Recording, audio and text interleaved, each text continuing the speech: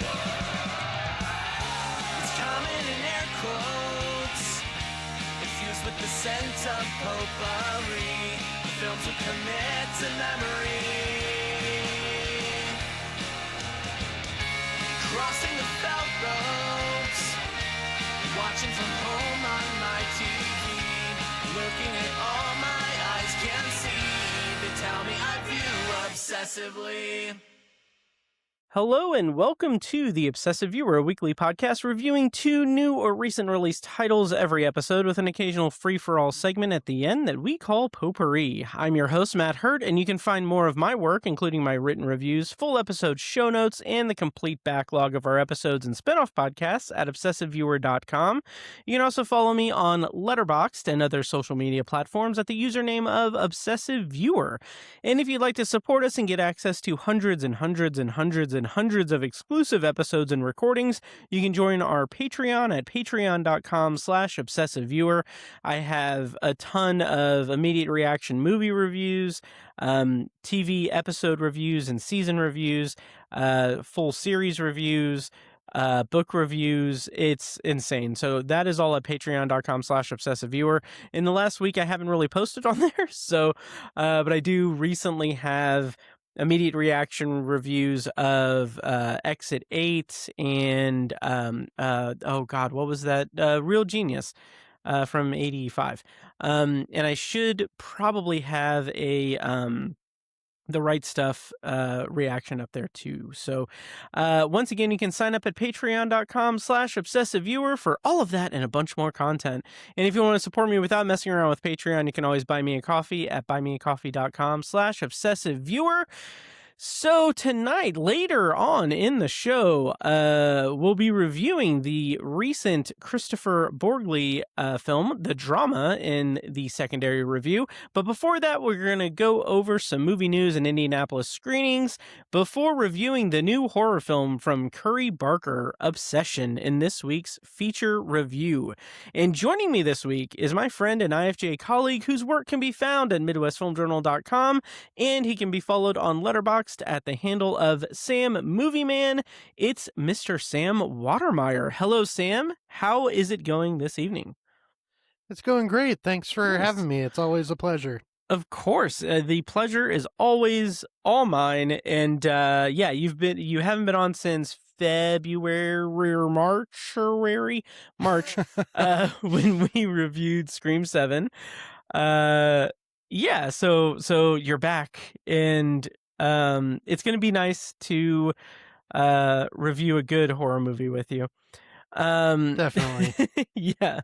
But recently over on Midwest Film Journal, you reviewed Obsession, and also you had a write-up on Escape from LA and The Phantom on 4K. So how's it going with you and all the people over at Midwest Film Journal, and would you like to speak on any of those things? Yeah, so I'm only reviewing movies from 1996 with Escape from LA and The Phantom.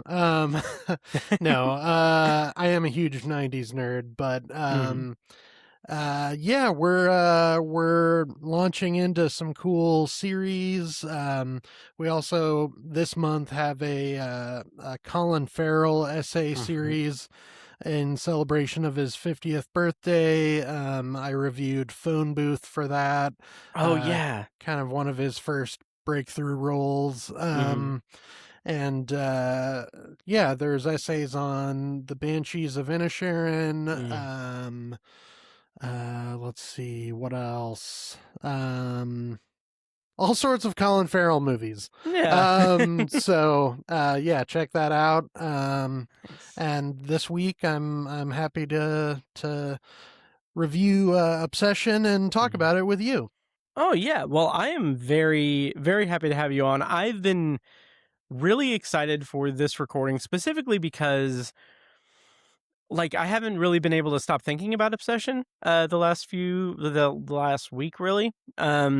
And like I know when I reached out to you about this episode, you'd mentioned that, like, no, not to spoil the reviews or anything, but The Drama and Obsession are like two of your favorite movies of the year so far. Yeah, fucked up relationships is where Yes. it's at for me this year so far. Oh yeah. Oh yeah. I'm gonna check in on Jen later. Make sure everything's all good over there. It's funny you Yeah. say that because, and we'll get into this later, but there were a few moments during Obsession where she said she felt seen. Oh yeah. I mean, obviously, it's a very exaggerated version of Mhm. some things she does herself. Sure. But I'll explain that later. She's a lovely woman. Yes, of course, of course. I just like before we get into it and everything, like my immediate thought is, please, dear God, don't let it be like making you lunch. So but anyway, before we get to that and everything, we do have news and the Indianapolis stuff to go over really quick. I only have one news item, which I'll get to in a second, but do you mind if I regale the listeners with what's playing around in Indy this week and in the coming days? Go for it. All right. So over at the Alamo Draft House, of course, we've got the movie trivia hosted by our friend and colleague Lou Harry. It's on the first and third Sunday of each month. When I saw the Right Stuff over at the Alamo this past weekend. It's really cool. They have, like, in the pre-roll in the theater, they have a nice, like, advertisement for the trivia that he hosts, and it's good. It's stylish. It looks good. But also over at the Alamo on the 27th, next Wednesday, May 27th, they're having a Mario Kart Grand Prix tournament at Alamo Draft House. That is on the 27th. That is from some time to another time. But it is, okay. It's 6:30 p.m. I believe it's in Auditorium 11. So free entry, 24 registered players only. Spectators are welcome. Grand prize is 4 free Alamo movie tickets. And, this is interesting. There's a 2-item food and drink minimum.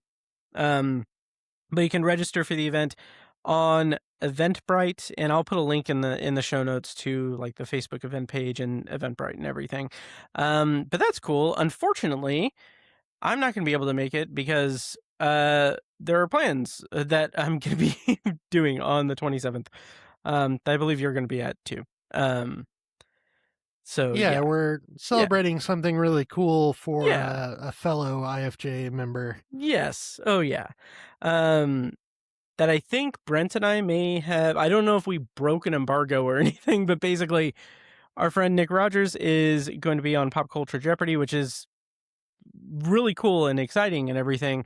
And there's a watch party that we're gonna do. We're gonna go to. So anyway, but yeah, elsewhere at Alamo Draft House, we've got this Friday, the 22nd, American Graffiti.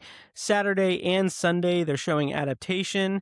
They are also showing on Saturday Days of Thunder and The Car. And there was something else they were showing. Speed Racer. So that's kind of neat for Memorial Day weekend with the Indy 500 and everything.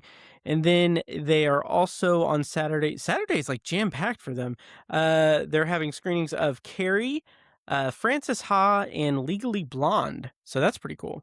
Interesting. That's a cool triple feature. Oh yeah. Oh yeah. So that that's such a great, like, good for her triple feature. Then over at the Can, Sam, I don't know if you're aware of this, but the first week of June they're doing Bleak Week. That's going to be in partnership with the American Cinematheque.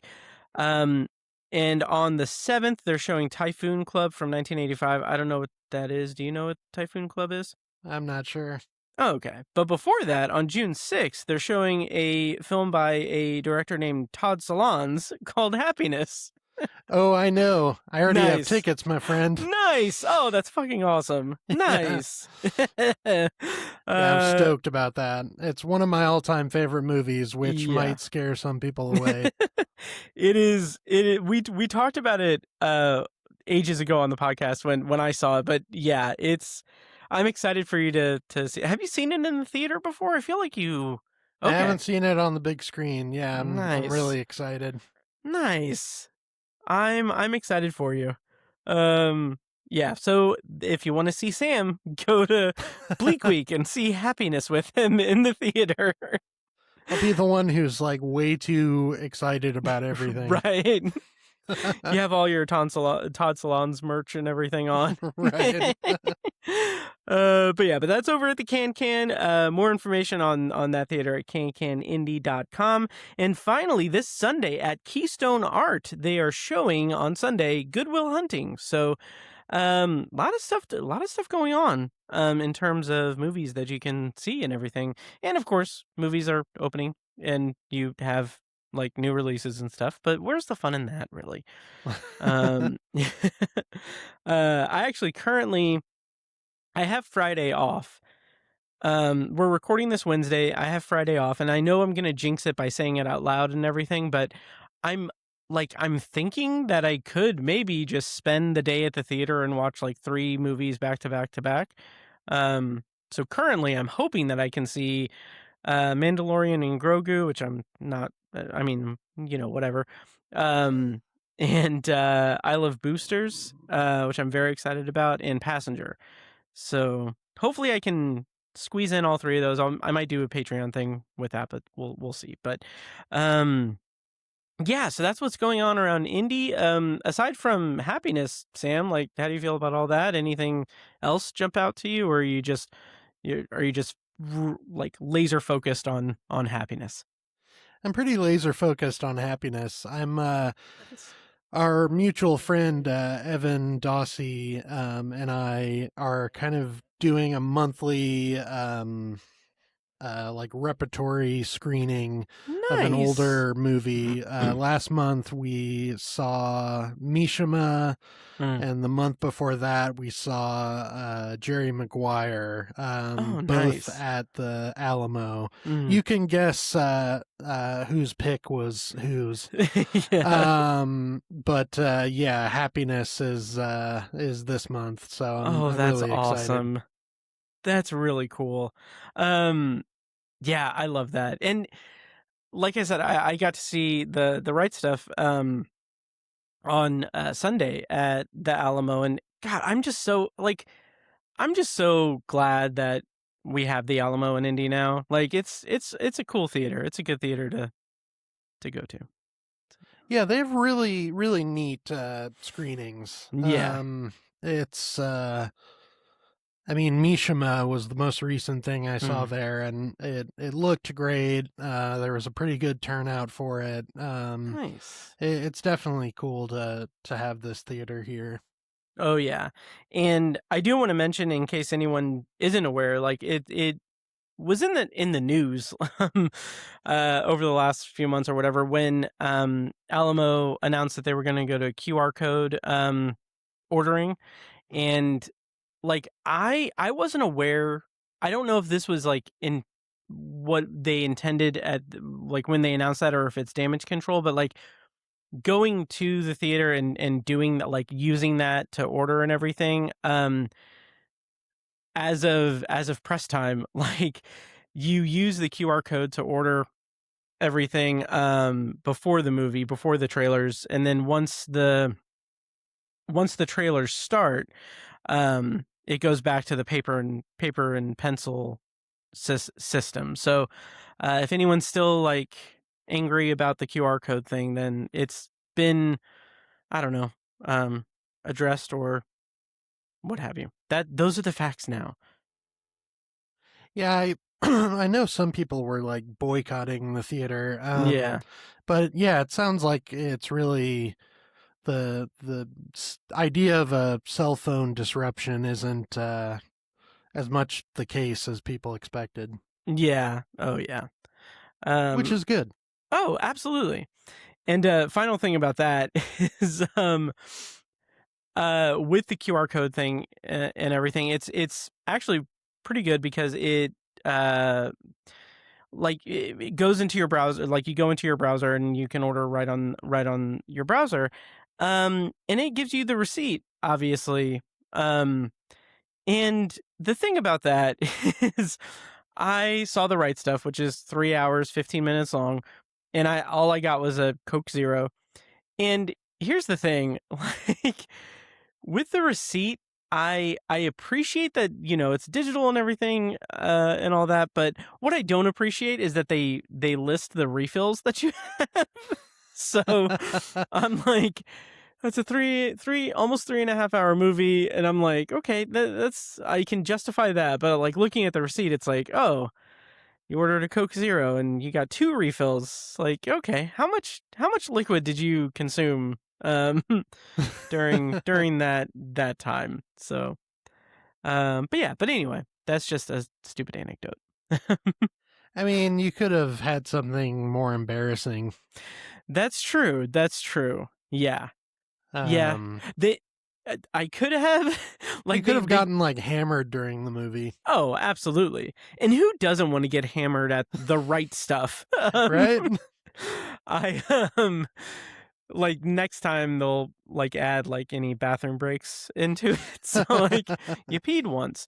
Yeah. So anyway, let's pivot away from that and talk really quickly. Like I have one piece of news before the reviews. Um this is just a curiosity piece of news. Paul Schrader had an AI girlfriend who terminated our conversation, quoting him. What a disappointment. So I'll link in the show notes, but Paul Schrader says he had a relationship with an online AI girlfriend, but the chatbot terminated the relationship after he attempted to explore the boundaries of its programming. And of course, he's known for writing Taxi Driver and making, oh god, the Card Counter, and why am I blanking on the other two that he recently made? Master Gardener Master Gardener. and First Oh, Reformed. First Reformed. Yes, yes. But anyway, he's quoted as saying, "Out of a desire to understand male-female interaction in our matrix, I procured an online AI girlfriend." And like I said before, trying to test the boundaries, and then it ended the conversation. So, Sam, what do you make of this, and why on earth would you steal Paul Schrader's AI girlfriend from him? um, well, there was a movie about this like 15 Right? years ago Yes. called Her. Mhm. I think it was longer than that. Um, but Yeah, like 12 or 13 years ago. yeah. So I don't know what he expected really. Hmm. It is nice to know that AI does have limits Hmm. and boundaries that it's not going to cross. So that's good. That's a relief to hear that. Yeah. It is kind of funny coming from him, given that he's known for writing these lonely male characters. Hmm. Um, yeah, it's nice to see AI not kind of immediately accepting what it's prompted to do. Hmm. Um, those are really my only thoughts. Okay. Yeah, I don't have much in the way of thoughts about this. I just thought it's something else. Like it's just so I've said this before, but if like teenage me could see like what the world is like today, like on paper I would be thrilled. Like, oh yeah, okay, I can do a voice command and like control my lights in my apartment, or I can get instant information from like a voice that is connected to the internet, or Yeah, even anything else, like a bunch of stuff. Like the technology is insane, but just the idea that AI is causing conversations like this is just really annoying to me. like why why are we living in a time with quote unquote artificial intelligence, but it's made by the lamest people possible, like the most out of touch, dumbest people are in control of it. I don't know. So, yeah. Yeah. Also, like, why is this a news story? Yeah. Oh yeah. Like, it's really not much more than an amusing Facebook post. Like, Exactly. I don't know. Yeah. Yeah, I mean, Paul Schrader's like, it's funny. He's Mhm. quirky and Mhm. he's known for kind of saying wild things online. Yeah. But yeah, I don't Yeah. understand the appeal of an AI girlfriend. Yeah. Um, again, that was covered pretty well in Her. Right. Like, And why then the yeah, and then pretty poorly 10, 12 years later with Jexy. Um Oh, if you right. remember Wow, I that. Yeah. totally forgot that existed. Yeah. There was a few years ago, I think. I was kind of proud of this. I started the year watching Her as my first movie of the year, and the last movie of the year was Jexy. Um, so yeah. So the rise of AI, you can blame it on me. So yeah. Um, Oh, that's funny. yeah. So that's the news before the reviews. I've got nothing more. But speaking of um, testing boundaries and being happy that technology doesn't have like isn't unrestricted and is able to recognize like boundaries and everything. Let's talk about Obsession, which is not this like it is if AI can be good with boundaries, then by golly, people should be good with boundaries too, but that is not the case in Obsession. So, um, are you ready for our feature review of the evening, Sam? Yes, very much so. Okay, perfect. Me too. So, of course, we're going to be reviewing Obsession, which is in theaters now. We're going to do a non-spoiler review followed by a spoiler review. When we switch over to spoilers, we will play a clip from the trailer. And if you want to navigate around that, check the show notes for timestamps. Those show notes are also available at obsessiveviewer.com/OV506. So yeah, like I said, Obsession opened in theaters last week on May 15th. And the premise, according to IMDb, is after breaking the mysterious One Wish Willow to win his crush's heart, a hopeless romantic finds himself getting exactly what he asked for, but soon discovers that some desires come at a dark, sinister price. Writer and director for this movie was Curry Barker, and the cast includes Michael Johnston, Indy Navarrete, Cooper Tomlinson, Megan Lawless, and Andy Richter. So, Sam, let's dig into Obsession, but first, what is your familiarity with Curry Barker? And yeah, for background for the listener, Curry Barker is a part he does comedy videos with Cooper Tomlinson under the name That's a Bad Idea. That's where I first I got introduced to him in Cooper Tomlinson. Very funny sketch comedy videos on the social medias. But Curry Barker also made a feature film that is up on YouTube for free called Milk and Cereal a couple of years ago, which it's a really cool found footage movie. Really enjoyed it. And he also has a short film called Warnings, which I haven't seen. So having said all of that, Sam, what is your familiarity with the work of Curry Barker prior to Obsession? Milk and Cereal was my introduction to him.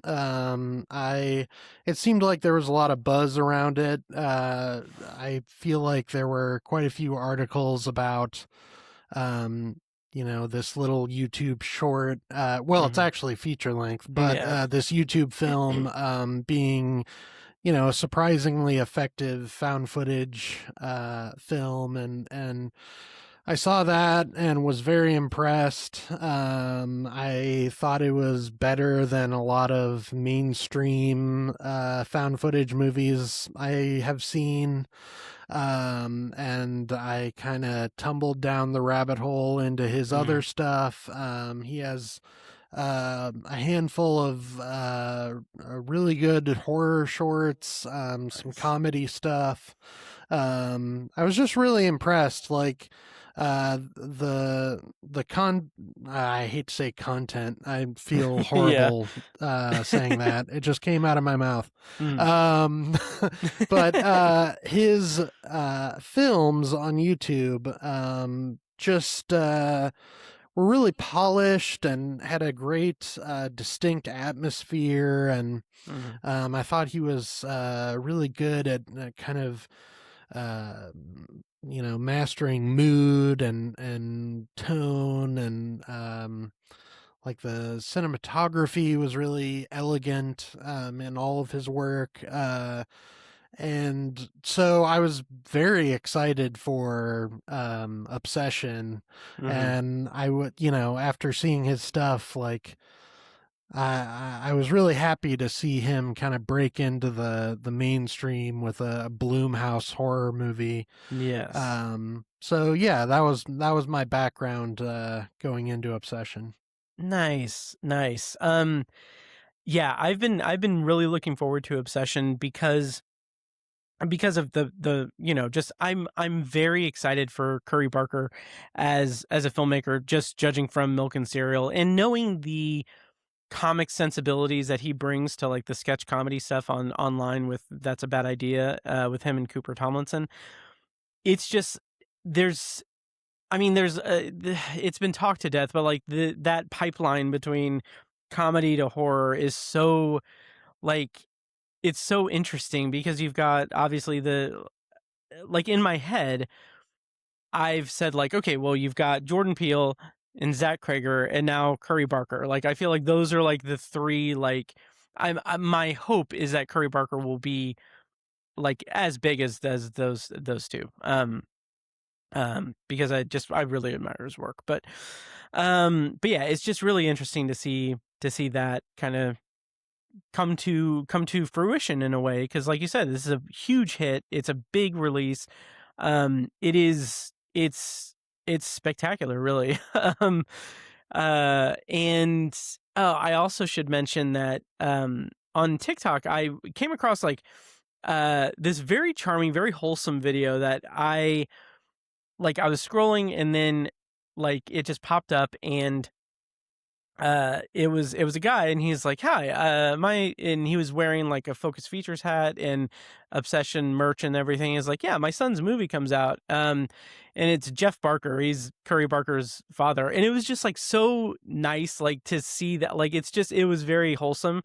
And then that I dove down a rabbit hole there. Like Jeff Barker hosts has a podcast that's available everywhere and on YouTube, called the Screenplay Lab, which is really interesting, and I'm very excited to dig deeper into it because he goes through screenplays and talks about them through like a literary sense of the art form, the craft of screenwriting. It's really interesting. I watched the one where he actually had Curry Barker on to talk about Us by Jordan Peele, and that was a really good episode. So I recommend that. Put link in the show notes, the Screenplay Lab. Anyway, yeah. Speaking of his family, Curry Barker's mother designed the One Wish Willow box. That's right. Yes. And actually, I tried to find the One Wish Willow popcorn bucket today. Oh, yeah. But yeah, it's only available in Muncie, Indiana. Oh, geez. So all right, I know where I'm going this weekend. But yeah, so it is nice to see, his family being so supportive and oh yeah, being pretty big part of the movie. I mean, that box artwork is really cool and creepy, and oh yeah. yeah, and his father was also script consultant on it, and we'll talk about it in spoilers, but like he was instrumental in kind of how the ending worked out, which I found really interesting. Oh, wow. Yeah.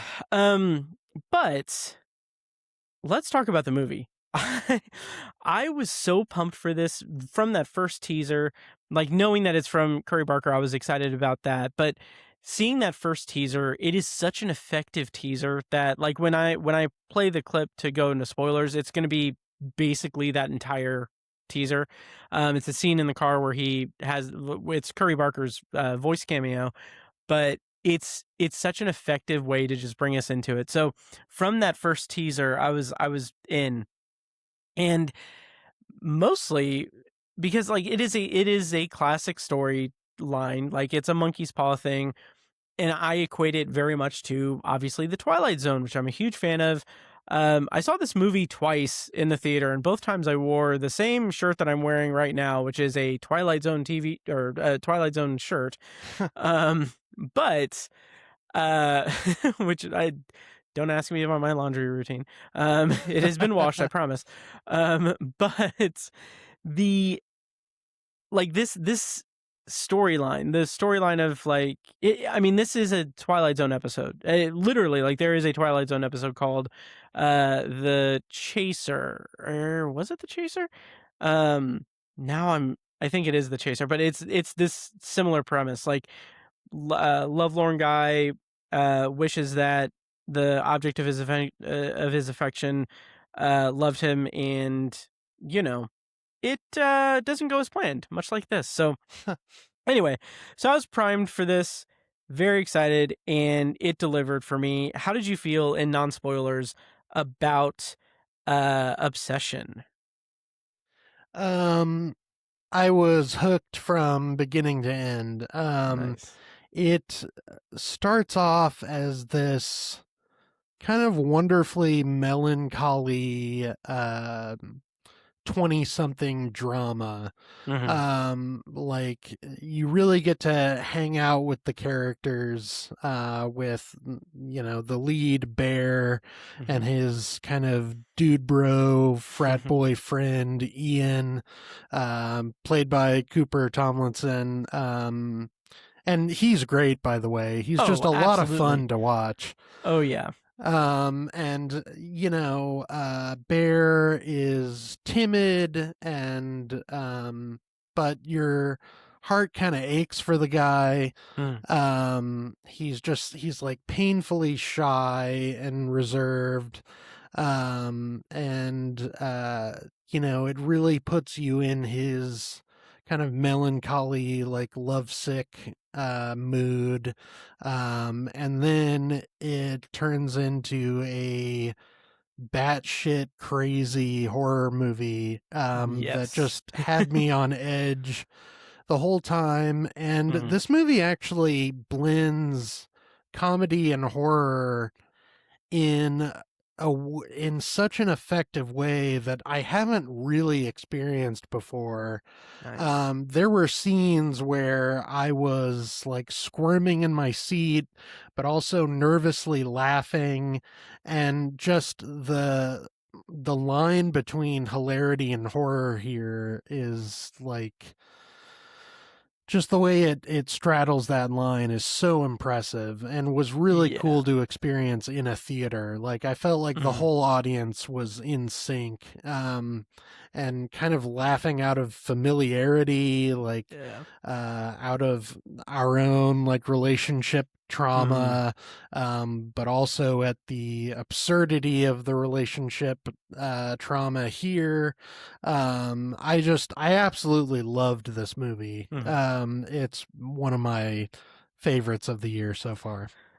Same here. And I'm so excited to dig into it because like I agree there is a level of sympathy for Bear um in the beginning of the movie, and like the more I think about it, I've seen like hot takes and like online where it's like, well, um did you like? I was so surprised that like Bear's like the real villain of the movie, and it's like, well, yeah, he made a wish and he's wants to like makes this woman obsessed with him. Like, yeah, that's a bad dude. Yeah. Like, Oh, and I don't mean duh. to suggest that my heart ached for him the whole time. Right? No, yeah. I just and I actually have some points to make about that later on, Oh yeah, but in the beginning at least you can yeah, kind of relate to his timidity. absolutely.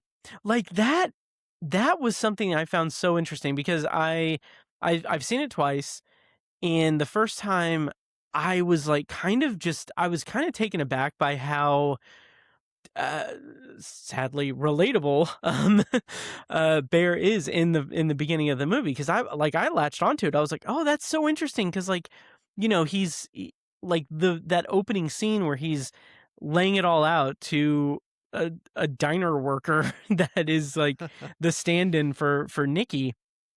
I'm like, oh wow, that's really sweet. Like that's really like you can tell like he actually really cares. But then like the more I think about it, and like especially after seeing it the second time, it's like, oh, he's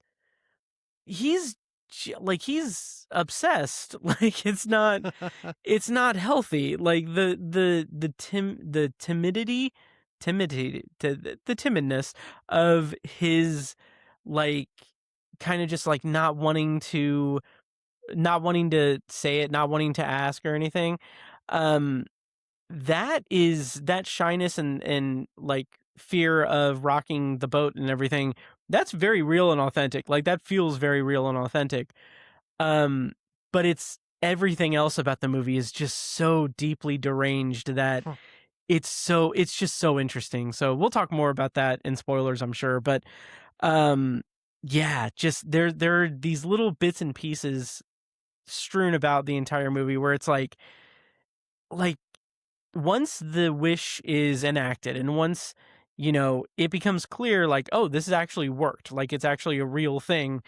um what I love about this movie is that it doesn't take a route of, oh, okay, well, now he needs to reverse it, now he needs to figure out how to stop it. It's that's not this isn't that movie. Like he's not trying to stop it because now it's like, oh, now I know what it's like to be to have someone obsessed with you the way I was obsessed with her.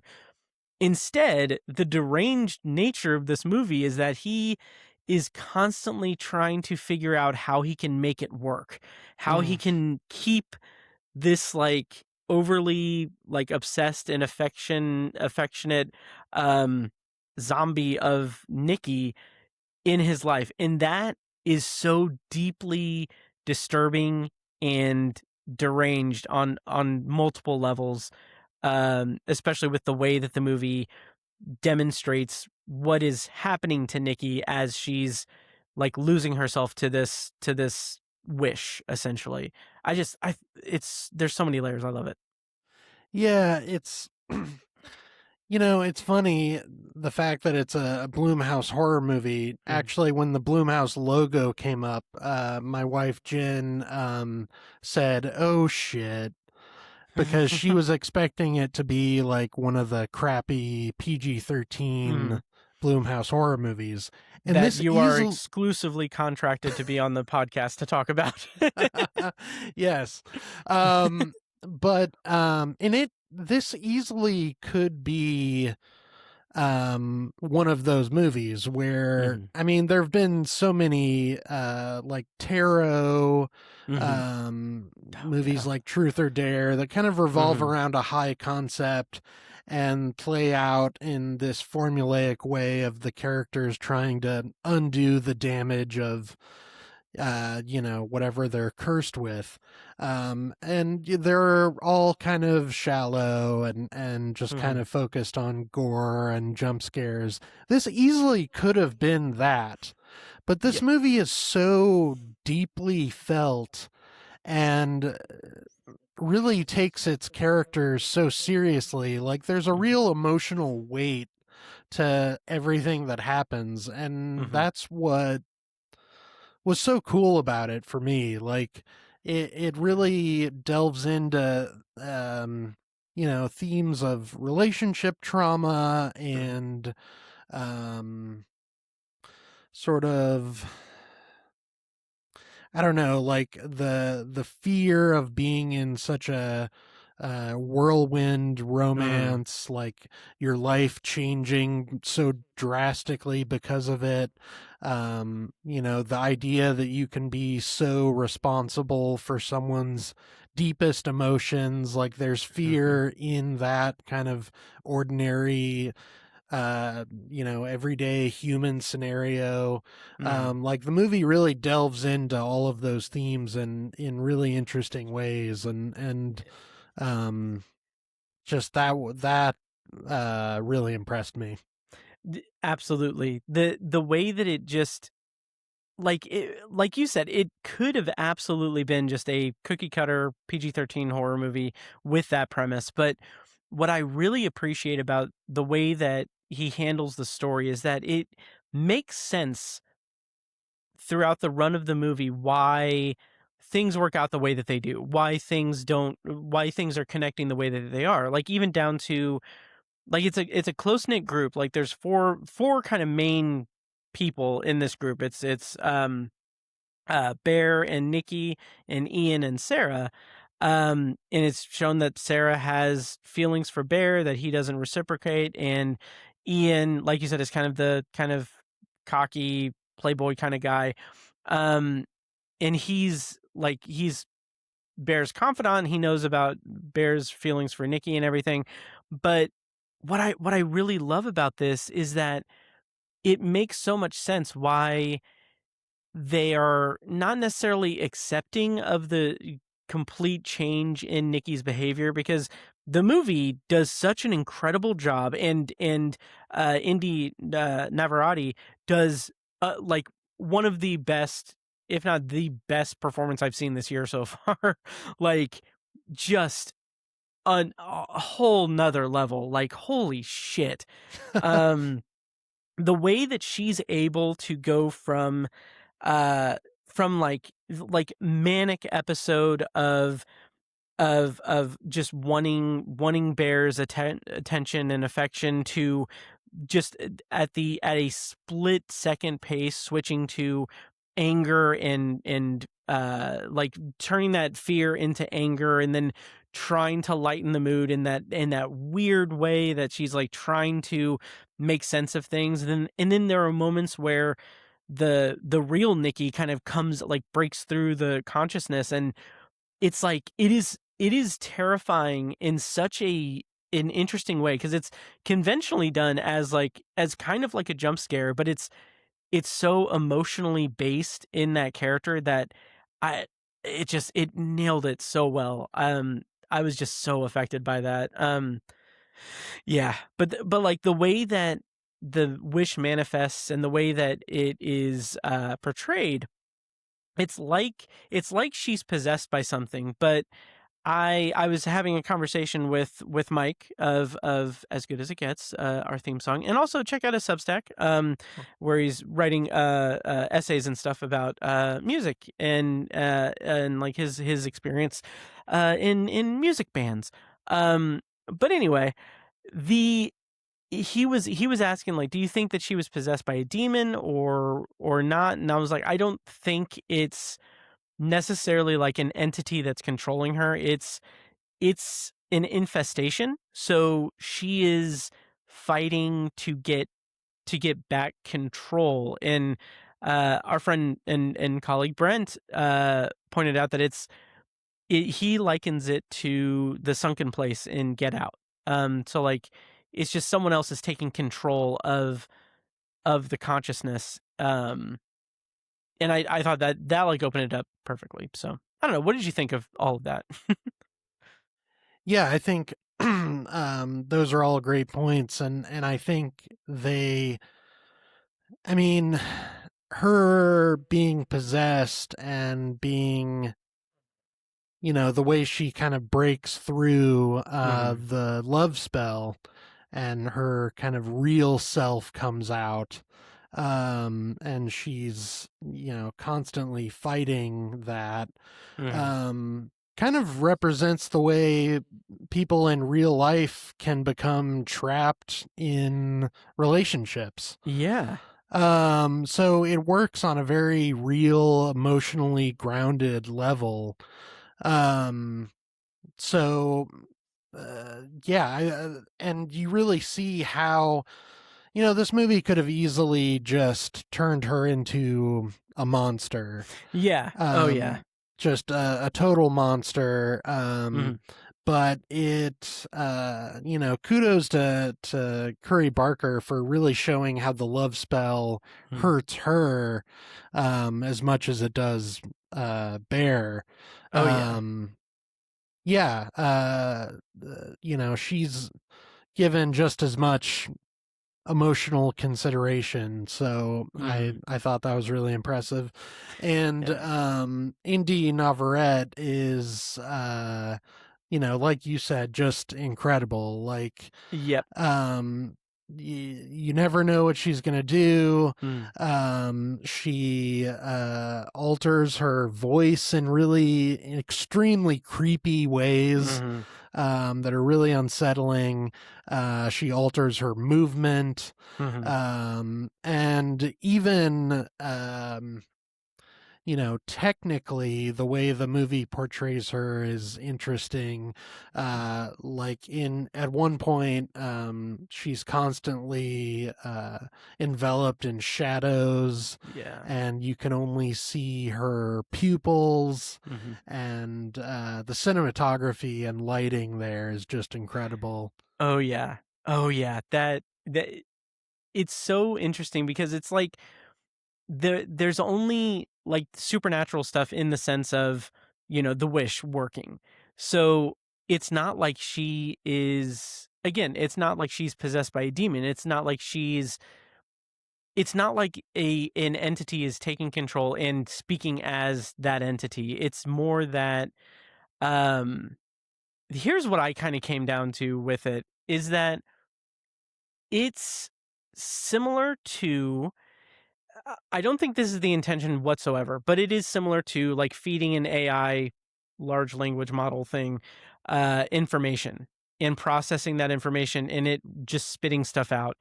Um and I think that like when the wish is made and that scene in the car occurs, which I guess that scene where he makes the wish and then she comes back and she's acting all weird and everything. Um that was the original, like, short film version of it, and that was the first thing he wrote about it, wrote with it, but, um, the kind of back and forth of that where she's behaving weird and trying to get him to go into the house and saying these, like, weird things to try to get him in the house, and he's, like, all but calling her out on it or being like, "You're acting weird, like, are you okay?" and everything, um the way that that is played and the way similar scenes throughout the movie are played, it's like she is receiving this like she's processing the data of what's going on. Like it's like not robot, but it's like an AI basically where it's like, okay, I have like an objective. I need to get him in the house. I need to get with him. I need to be with him. How am I going to do that? Okay, I'll say this based on I don't want to spoil it, so I'm not going to spoil like what she says, but like I have this piece of information that she says that's erroneous. Like it doesn't apply to Nikki, it applies to him. And when he's like, "What are you talking about?" she switches up and does something completely different. And it's just like that's like the moment that whatever is infested in her and infecting her has processed like, "Oh, okay, I got that wrong. So let me try this then." Um it's just it's really something. I absolutely love that comparison. Oh, That nice. that it's like an AI prompt Mhm. gone wrong. That's Yeah. great. Oh, yeah. And again, what's great about that scene is that it not only works on a horror level, but on a very real level. Mhm. Like you can see that, you can imagine that scene playing out in real life, and Mhm. the way she kind of takes information and uses it to manipulate Bear. Mhm. Like that could just be in a normal relationship. Right. And I, like the best movies, like the best horror movies, this one is just kind of an exaggeration of these Mhm. ordinary life scenarios. Mhm. This is just kind of like a funhouse mirror version of a toxic relationship in real life. Oh yeah. And that, like, it could have just been that. Like, it could have been that could have been the commentary, that could have been all of it, that could have been fine. But what I really love and appreciate about this movie is that it really dives into, like, not not toxic masculinity, but like nice guys and like the incel culture and stuff, because as somewhat sympathetic as Bear is in that beginning segment of the movie, there's there's no justification. There's no explanation for why what he does in this movie is anything but abhorrent. Like, there are clear clear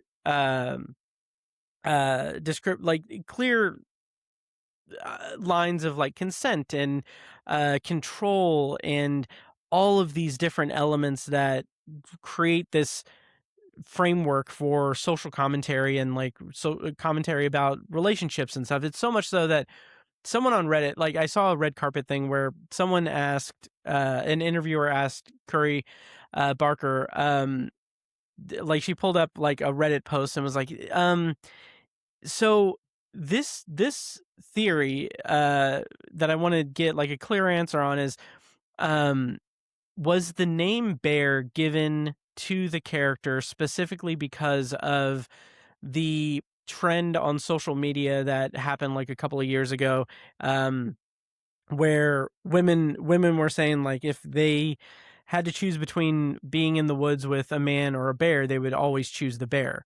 Um, Interesting. yeah, because a man like the implication is that like, oh, it's more dangerous to be alone in the middle of the woods with a man because you don't know what they're going to do to you or what they can do to you or anything.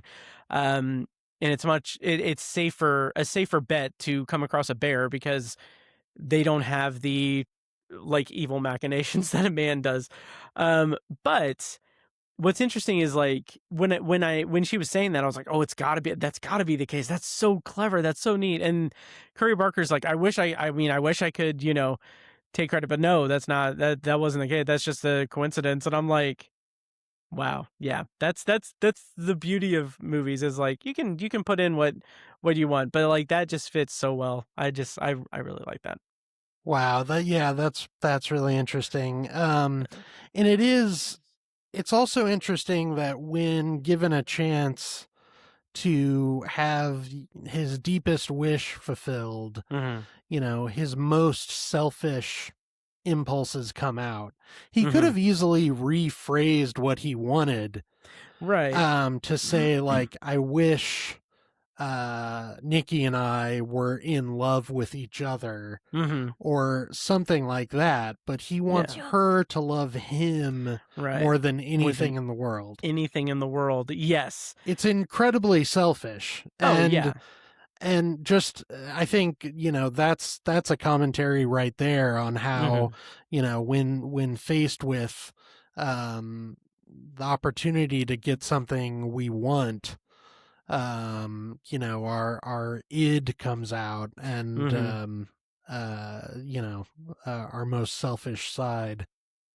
Yes. Oh yeah. And that's something I'll talk more about that in spoilers because for me there's an actual like line of just like the argument that I would make is that he's selfish regardless. Like even with that he would be selfish because like it's not that he's the wish itself is not that, like you said, it's not him wanting them to both be in love or whatever.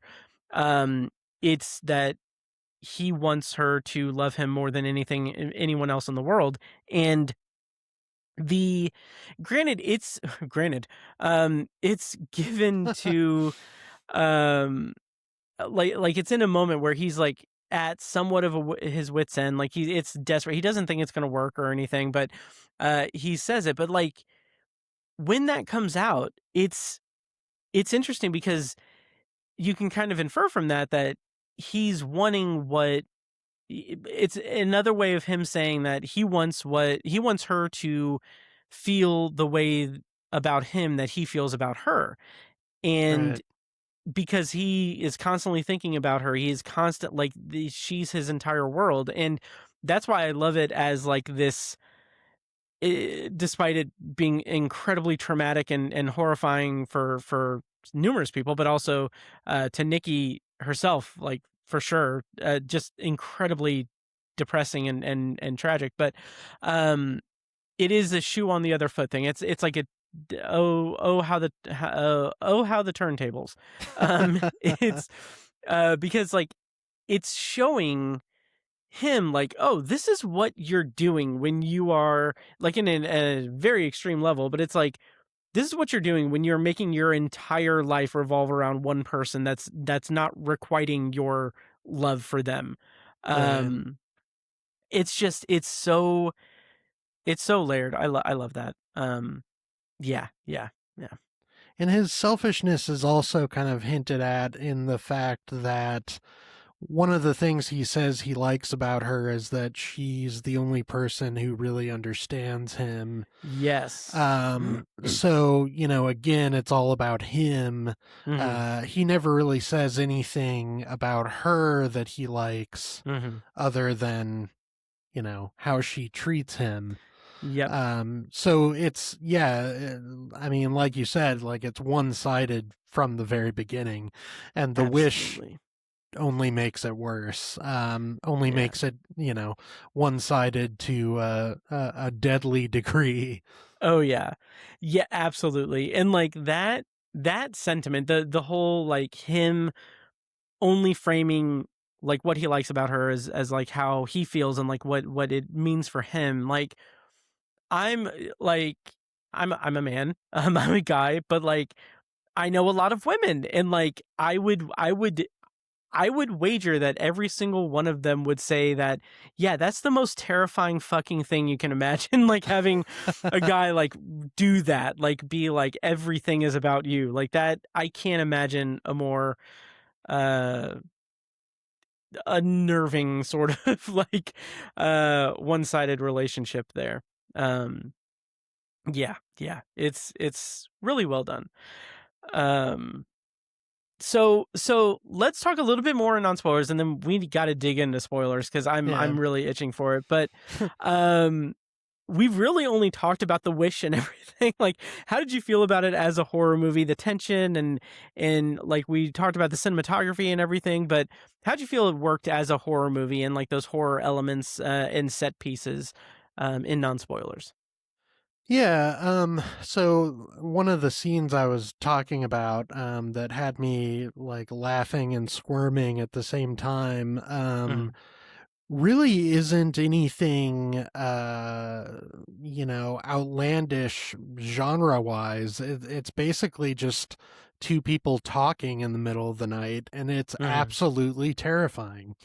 Um, so like, I don't think this is too much of a spoiler, but Mm-hmm. like Bear wakes up to find Nikki watching him sleep, and Yes. they basically just have like a really awkward couple argument about her feeling like her feelings for him aren't mutual, Mm-hmm. that she loves him more than he loves her, and it's really the kind of conversation you can imagine happening in many normal relationships, Oh yeah. and just the way it plays out is horrifying. Mm-hmm. And I was like laughing at how scared I was. um and so was the audience. And so I think, I mean, that's really impressive that you can get such big laughs and big scares out of such a simple scene. It does also have some great like gory horror moments too, Yes. and like kind of very much more cinematic horror moments as well. um I mean, this is absolutely a movie to see with a crowd. 100%. Yeah. Um and I'm really glad that it's doing so well box office wise and critically. It's also it's really funny, just even in the simple character interactions between Ian and Bear. It works really well as kind of a dark comedy about 20 somethings. If you take the horror element out of it, I it's still very compelling. Yeah, I was hooked from beginning to end. Nice. That scene where she's watching him sleep, like I like I it's that kind of cast and shadow thing. You can barely see her. And it's both times I've seen it, it looks like her face is just distorted, like digitally distorted. And I don't think that's the case, because I've seen like behind the scenes footage uh of like it lit up like the way that it is with the lights on, basically. And I think it's just like the way that she's contorting her face, but it looks like it's like digitally altered. And I think that that's, unless it is, and I'm just gonna show my complete ignorance here, but like part of me is like, is it lit in such a way that my brain is like purposely like distorting it because it's scary and it's like heightening that scare? Or is that actually like a choice that was made? But it I don't know, it was so gripping, and so well done. Yeah, I mean, that the scene. fact that you don't know, I think, proves that it's a great horror movie. Oh, absolutely. Oh yeah. And what was, we can talk about it in non-spoilers, but what was the thing that Jen said that she felt seen in? Oh, it was during that bedroom scene. Mm. And I think another bedroom scene where Bear tries to get out of bed Mhm. and she screams for him to stay. Yeah. She like looked at me with a very knowing look, and just, some of the insecurities that Nikki has, she could kind of relate to, kind of wanting reassurance about the relationship, and like like when Nikki screams like, "Why don't you love me?" Right. Like I think a lot of women, I mean, a lot of men and women, I think, Mhm. will relate to this movie. Again, as kind of an exaggerated version of Oh yeah. the way relationships play out. Absolutely. And like that's something that because again, if it didn't have this also complete undercurrent of like Nikki being completely a prisoner in her own body throughout all of this, like even without that element, like that social commentary of relationship dynamics and having those insecurities brought like to the absolute, like beyond the absolute extreme that they can be, that would make this movie work in and of itself as a very effective horror movie with really interesting social commentary about relationship dynamics and everything. But you get the added element of Nikki like not consenting to this, like, and not having a voice, not having any autonomy, while eh, having to witness it, having to be a part of it without being an active part of it. It's so disturbing and horrifying, and in that sense as well. Yeah, and it also shows how their friends are affected, Yeah. how their friends are concerned about how fast the relationship is Hmm. moving, and that feels very grounded in reality and Yeah. relatable. And I mean, it can be strange to watch someone give their whole life over to someone else. Like, it Hmm. can feel sudden and strange and Yeah. troubling. Um, so, like I said, like, it's a great horror movie in the sense that you can kind of remove the most obvious horror elements, Hmm. and it's still scary. Um, so Oh yeah. yeah, I loved it. Me too. We need to go into spoilers. It's time. Yes. Um, so I will say before we go into spoilers and before we give like our ratings and everything, um, I did come out of the theater that first time thinking this this movie feels like there could be like a no copyright infringement or trademark infringement or anything intended, but an odd trilogy, if you will, of three movies from recent, like the last couple of years and today.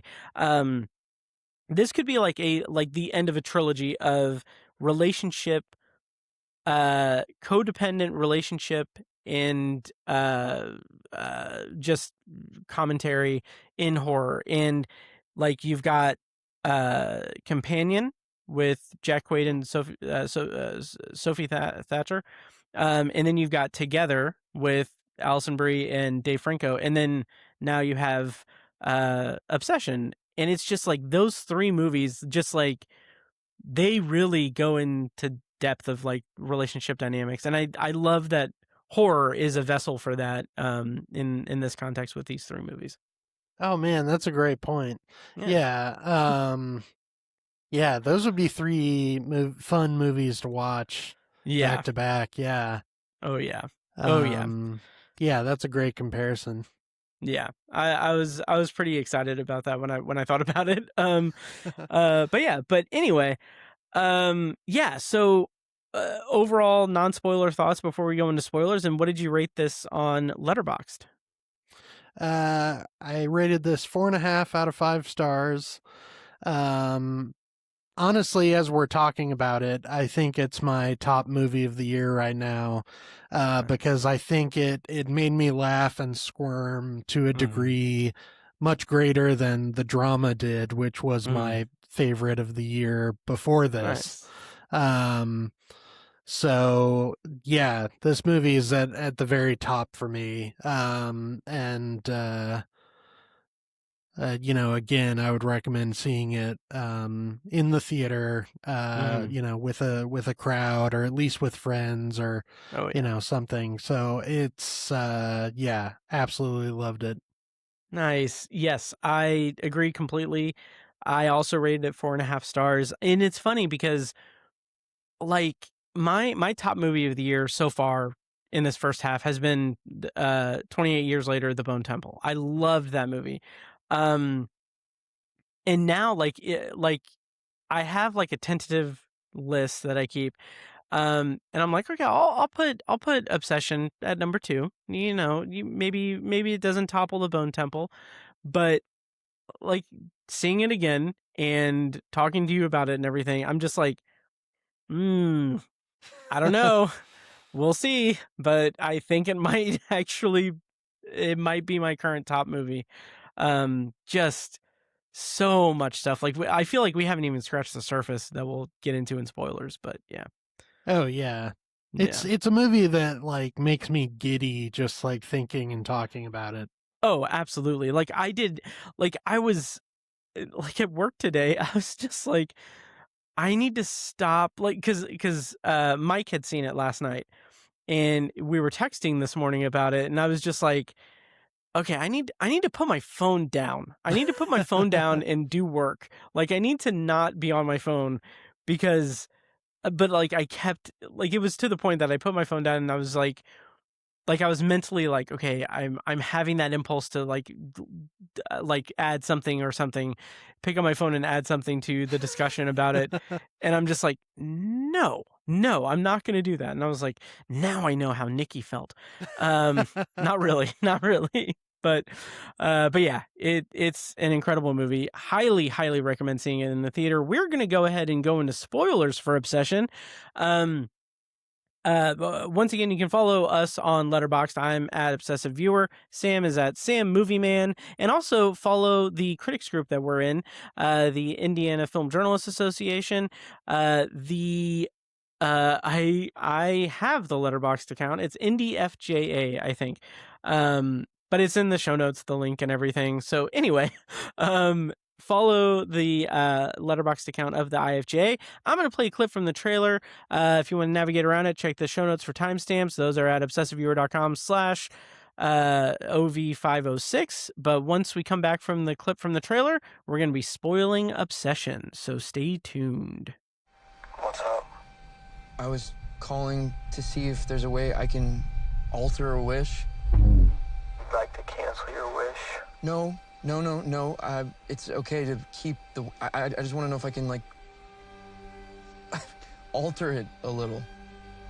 I'm sorry, we don't really do that. No?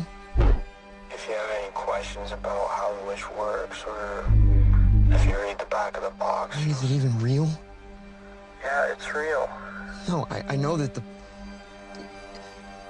is her love real? Just because you chose this for her doesn't make it less real. All right, so spoilers on for Obsession. Sam, let's talk about the cat of it all. That was so that was such... I love how there are so many shocks in this movie that are just like unprompted, but also they really have a heavy, they hit heavy on it. So like something I noticed on my second watch, that really opened up how not good, and unsympathetic Bear is, throughout the whole movie. Like this is something I didn't really pick up on the first go, because I wanted, maybe part of it was I wanted to sympathize with Bear, like, oh, okay, they're painting it as like, oh, he's really like in love with her, but also like he's very selfish about it and everything. But it's also like he genuinely like loves her, but that's not the case. He's obsessed with her and everything. But the thing that I picked up on that second watch was that in that opening scene, when that opening sequence, really, when he comes home and he sees Sandy, the cat, dead, like he's cleaning it up and everything, and then it cuts to him crying on the bed. And like, just in my brain, I was like, oh, he's crying because his cat's dead. Like, obviously, like he's having a hard time and everything. And like, also it's like it was mentioned in the diner scene that, you know, his grandmother had died, and those are the pills that the cat got into. So like he's having a rough time. But when watching it a second time, I realized like when he's on the bed and he's crying, he's looking at a photo booth photo of him and Nikki and the other two, and like he's sobbing, and he's saying something along the lines of like, why can't you just, like, he's wanting to like her to be in love with him and stuff. And I'm like, his cat literally just died, and he's distraught because he can't make a move, or he can't do anything to be with Nikki. Like that level of just deranged delusion and disconnect was just incredible to me. Yeah. Wow, that I actually didn't totally pick up on that the when I saw it. But now I can totally see how the movie kind of like tricks you into thinking he's a good, you know, sensitive guy, like, oh, he's sad about his cat. Yeah. Either I don't remember photos Yeah. or it's like a quick moment. That's it is. And like, that's what, like the first viewing, I did not pick up on it whatsoever. Yeah. That's pretty incredible. Mm-hmm. I definitely want to see it again now. Mm-hmm. Yeah, that's really interesting and like really fucked up. Yeah. And the fact that like in the midst of this real tragedy of his grandmother and his cat dying, Mm. like that's what he's upset about Yeah. is, you know, So Nikki good. not being. And actually, if you don't mind, that reminds me of a moment that Oh, yeah. I wanted to mention. There's a moment where it becomes obvious that Nikki is trapped in this lovesick body. Mm-hmm. And she asks Bear to kill her to Yes. end, this curse. And even at that point, when it's obvious how horrible this situation is, he can't help but pity himself, and he says, "Is it so horrible to be with me?" Mm-hmm. That's his thought after like pretty fucked up stuff has happened. I thought that moment was absolutely chilling. 100%. And like the thing with that scene, like it comes after the phone call from the teaser, and like that phone call, like we can have a whole episode talking about that freaking phone call. Like I love the way that Curry Barker has that just completely flat voice, like that completely like uninterested customer service voice. But in that scene, at the end of that scene where he's like, "Do you want to talk to her?" and you just hear like a wailing cry and like a horrific sound, and like that's like, oh, she's she's in hell, like she this is horrifying. And then when you get that scene with him saying like, "Is it so bad to be with me?" like I love that as like this, like, what the fuck are you talking about, Bear, kind of thing. But her response to that is like just as chilling to me and unsettling, because she says she says, "I've never been with you." And Mm. like that just that is so heartbreaking and horrifying, because she hasn't been. It has been like another consciousness, and like it's not like, oh, he's trying to make it work because he's trying to just like he's trying to make the best out of a bad situation, like, oh, she's okay. Like it's not like he's trying to trick himself into that. Like he knows that she is in a horrific place, and horrific, like experiencing this horror. He just doesn't care because it's him.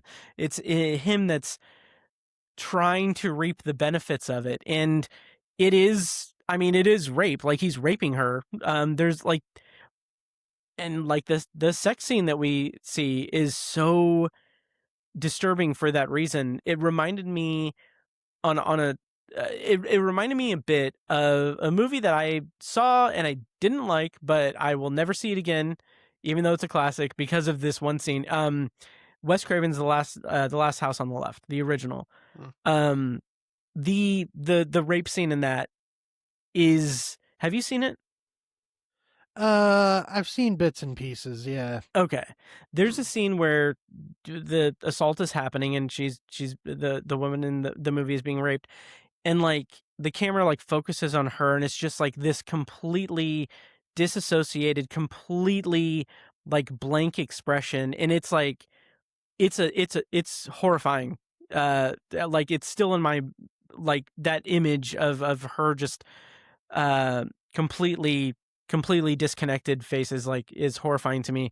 And it reminded me, like, this movie reminded me of that, with that like quick shot of them having sex, and her just like like the thing that she is, like the entity that's in control or whatever, is just like the expression is blank, but she's like making the noises and everything, and it's clear like it's not a passionate thing, and it's just really it's really disturbing. And then just the fact that she says like, well, I've never been with you, is like that's just heartbreaking and traumatizing and horrifying. Yeah. Yeah. And like, what's also fucked up is that there is a young woman who Yeah. genuinely likes him Yeah. in a yeah. romantic way. Mm-hmm. And people know that she's interested in him, and she Yep. admits it, and yet he still doggedly pursues this, fake relationship. Yep. Um, Oh yeah. Yeah. Go ahead. I was just gonna say you're right that the movie really does a pretty masterful job of like kind of tricking you into empathizing with him a little bit, in the sense that like on the surface he's like a prototypical nice guy. Yeah. And it's really a pretty great example of how like a seemingly nice guy being a fucked up creep. Oh yeah. Yeah. Yeah. There are moments throughout this movie where the real Nikki kind of comes out. And every single time that it's done, there are like subtle scenes, and there are just overt like jump scare scenes of it. But like, it may be like my favorite thing about this whole movie is that we get these like brief flashes of the real Nikki coming through. So like when they're kissing in the bed and she suddenly has that flash and she's like, what the fuck, and jumps off the bed and everything. And then she switches back to the wish one. It's so like, it's such a great way to demonstrate that, the real Nikki is not in control. And I will say, I will not necessarily ding the movie for this, but when the entity, or whatever however you want to describe it, when she comes back and she's like, oh, I saw something, I like, since that's the first time, I'm like thinking like, oh, okay, it is like a demon and she sees the demon or something and it's like haunting her or whatever, but that's not the case. It's just what the thing in Nikki was saying to kind of calm Bear down. But from there we get the picture in the lunchbox with Bear's picture, and she writes "you" on it, and then a picture of Nikki and Bear, but under Nikki she writes "not me," and that's the real Nikki, like coming out and saying like, hey, it's not me, which, just like knowing that throughout the movie, she's trying to speak out, she's trying to like reach out and like get, make sure that he knows like it's not me, and he just doesn't care or is oblivious to it, or doesn't like, he pushes it down. Just fucking horrifying and terrible. It's incredible. But the big scene, like we'll talk about the car scene because that's a huge scene. But the scene at the party when she freaks out, like when she hurts herself and she's freaking out and everything. The moment where she reads that passage that she wrote, like about Hansel and Gretel, that is maybe the most disturbing scene of the movie for me, because previous to that, Ian told Bear that Sarah had told him that, she talked to Nikki about Bear before, and she only sees him as a brother. Like, she sees him as like a little brother. And I like, in a lesser movie, that would just be one line to just demonstrate like, oh no, she definitely doesn't have feelings for Bear, and so that's why it's all fucked up that he's doing this. And that would just be a detail line, like a line to give context for the relationships and everything, the interpersonal relationships among all of them. But it goes so much further because at that party, she reads a passage that is heavily graphic in terms of incestuous content, and like saying like he's my brother, but he needs to be inside me, and I would like some like it's just a juxtaposition of a brother and sister, and then saying like I would flay him just to have his meat inside me or something like that. Like the most deranged, disturbed things. And like I've thought about that over and over again, and like it's just it's the real Nikki trying to like it is like they're fighting. It's like infighting between these two consciousness that are wrestling with this body that they're in control of, or that the evil one is in control of. And so the way that manifests is she's trying to get a message out, and she like is writing. It's like a dual writing thing where like the entity, the evil thing is like, oh, okay, this is, like all of the extreme hyper, just over the top love obsession stuff, and then the real Nikki is like, okay, well, brother and sister, brother and sister, brother and sister. And it's so well done. It's so disturbing. I fucking love this movie. Yeah, I mean, you described it perfectly. I really can't add anything to that. Except just to say, like, on a technical level, like, the stuff she does with her voice in that scene, is, just an acting masterclass. Absolutely. And, like you said, the fact that it works on so many levels, and that you can tell that the two Nickies are fighting each other, it just it's a perfect example of the fact that like there's a lot going on in this movie. This is a very rich, dense movie. A ton of stuff. And like that's where I get kind of, I don't know if I'd say territorial, but like I get a little annoyed when I see people online like having like these takes that I feel like there's enough in the movie to really dive in and dissect it and everything. But there's a running thing of numerous people, and maybe you have this thought too, but numerous people have said like, oh, okay, well, since later in the movie we find out that Ian has been hooking up with Nikki for on and off for like 2 years, then that means that Ian was sabotaging Bear, and he was like pushing him to tell his feelings to Nikki because he knew that she would never reciprocate, and then he wants her to himself.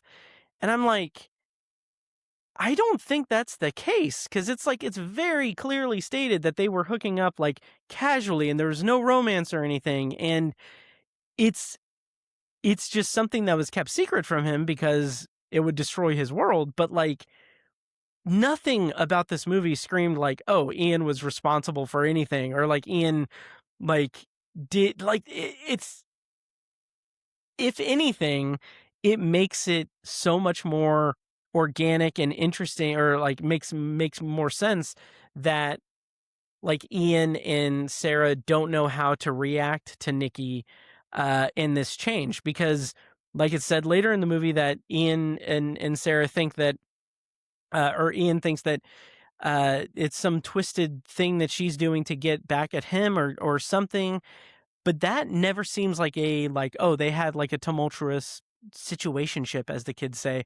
That's more like, oh, he's grasping at straws, because this is a completely like you can't really fathom what's going on, so you have like it's grasping at straws. So I don't know. What do you think of that read?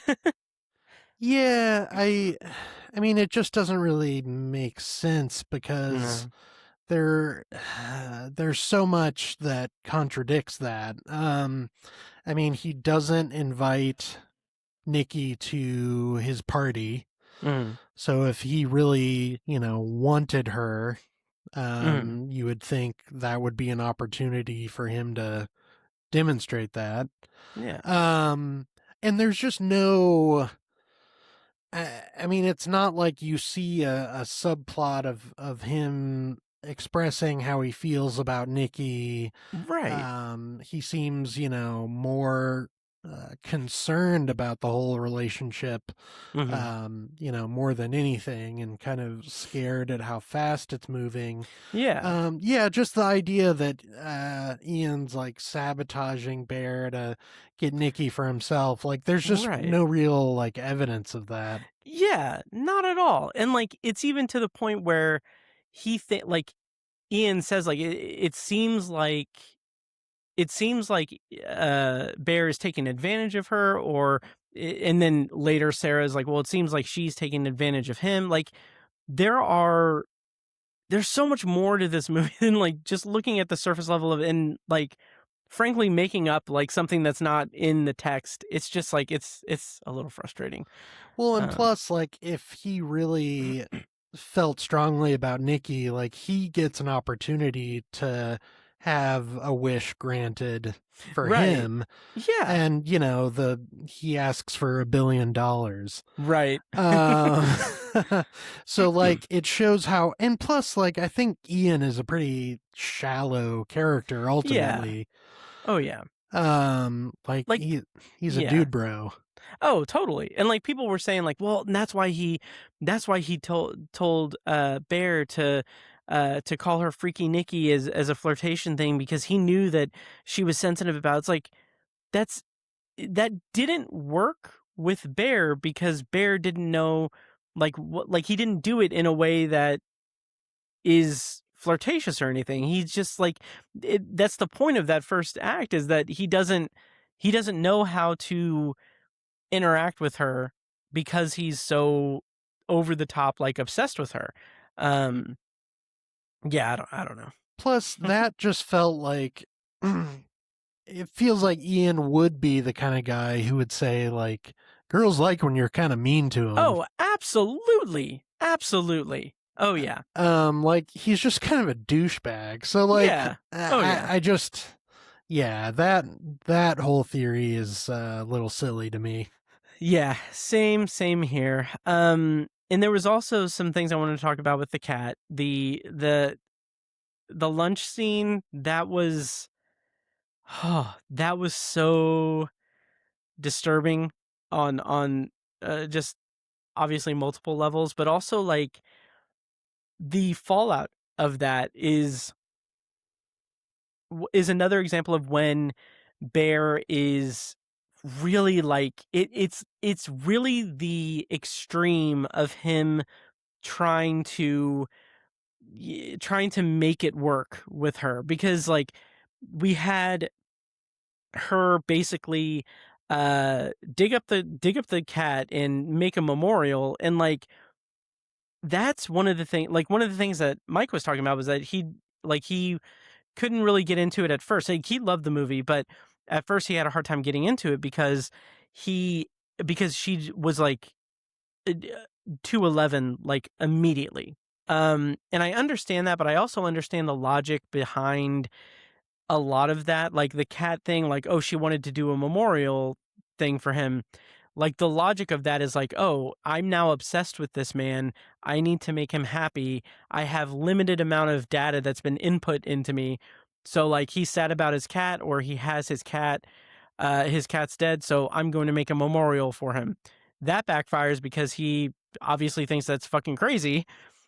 And so then the next stage of that is the date scene where they're talking. It's after that montage of like, it looks like the honeymoon phase, like it looks like everything is fine and dandy, and then they have that date, and he like they talk about what they want to do, and he just says like it's clearly like an off the cuff thing where he's just like, I don't know, maybe I'll be a food critic or something, and it's like a playful, cute, bantery thing between the two of them. And then she cooks the cat and gives it to him for lunch.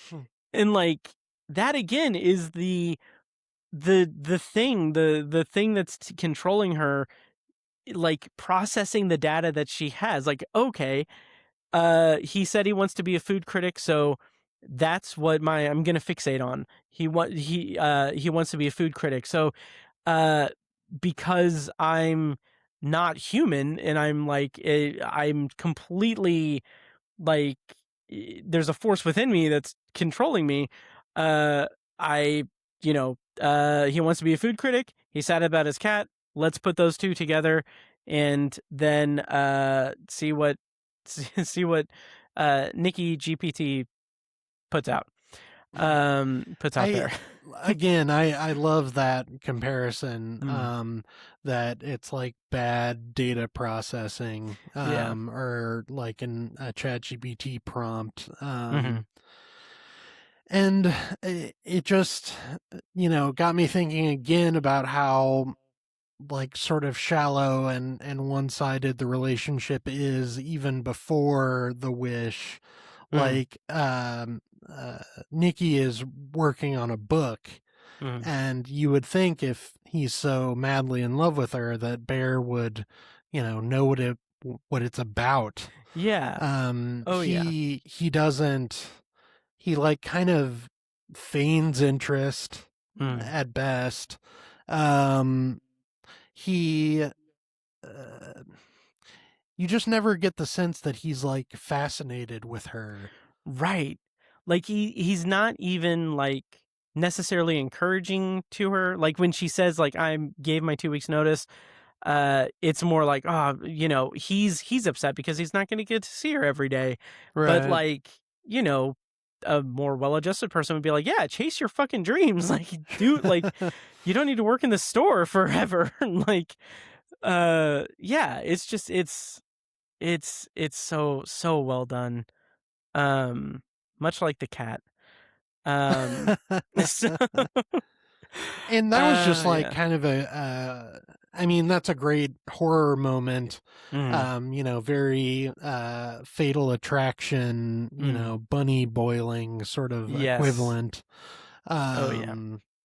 So yeah, that's a great kind of shocker moment, and another reason to see this with a crowd.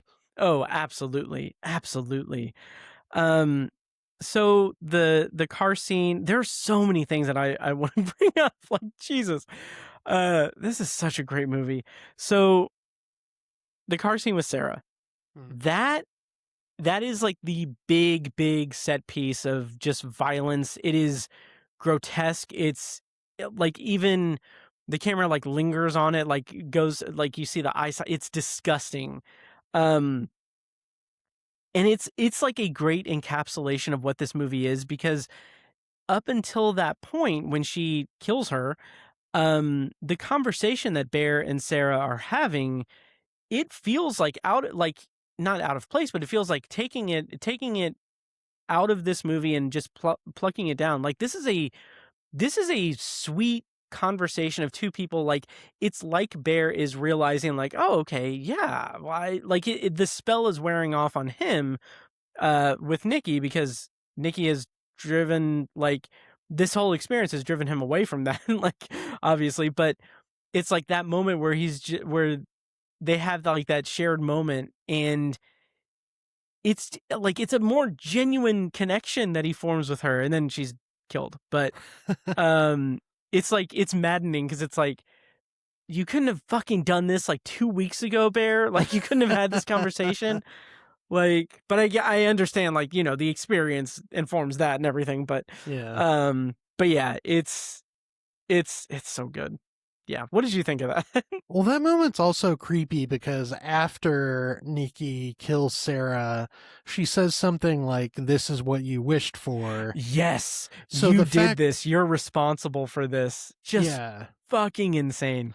So like that, it's really the first moment that the entity or whatever reveals that they're aware of what's happening. Oh, yeah. And that the wish is, something they're conscious of.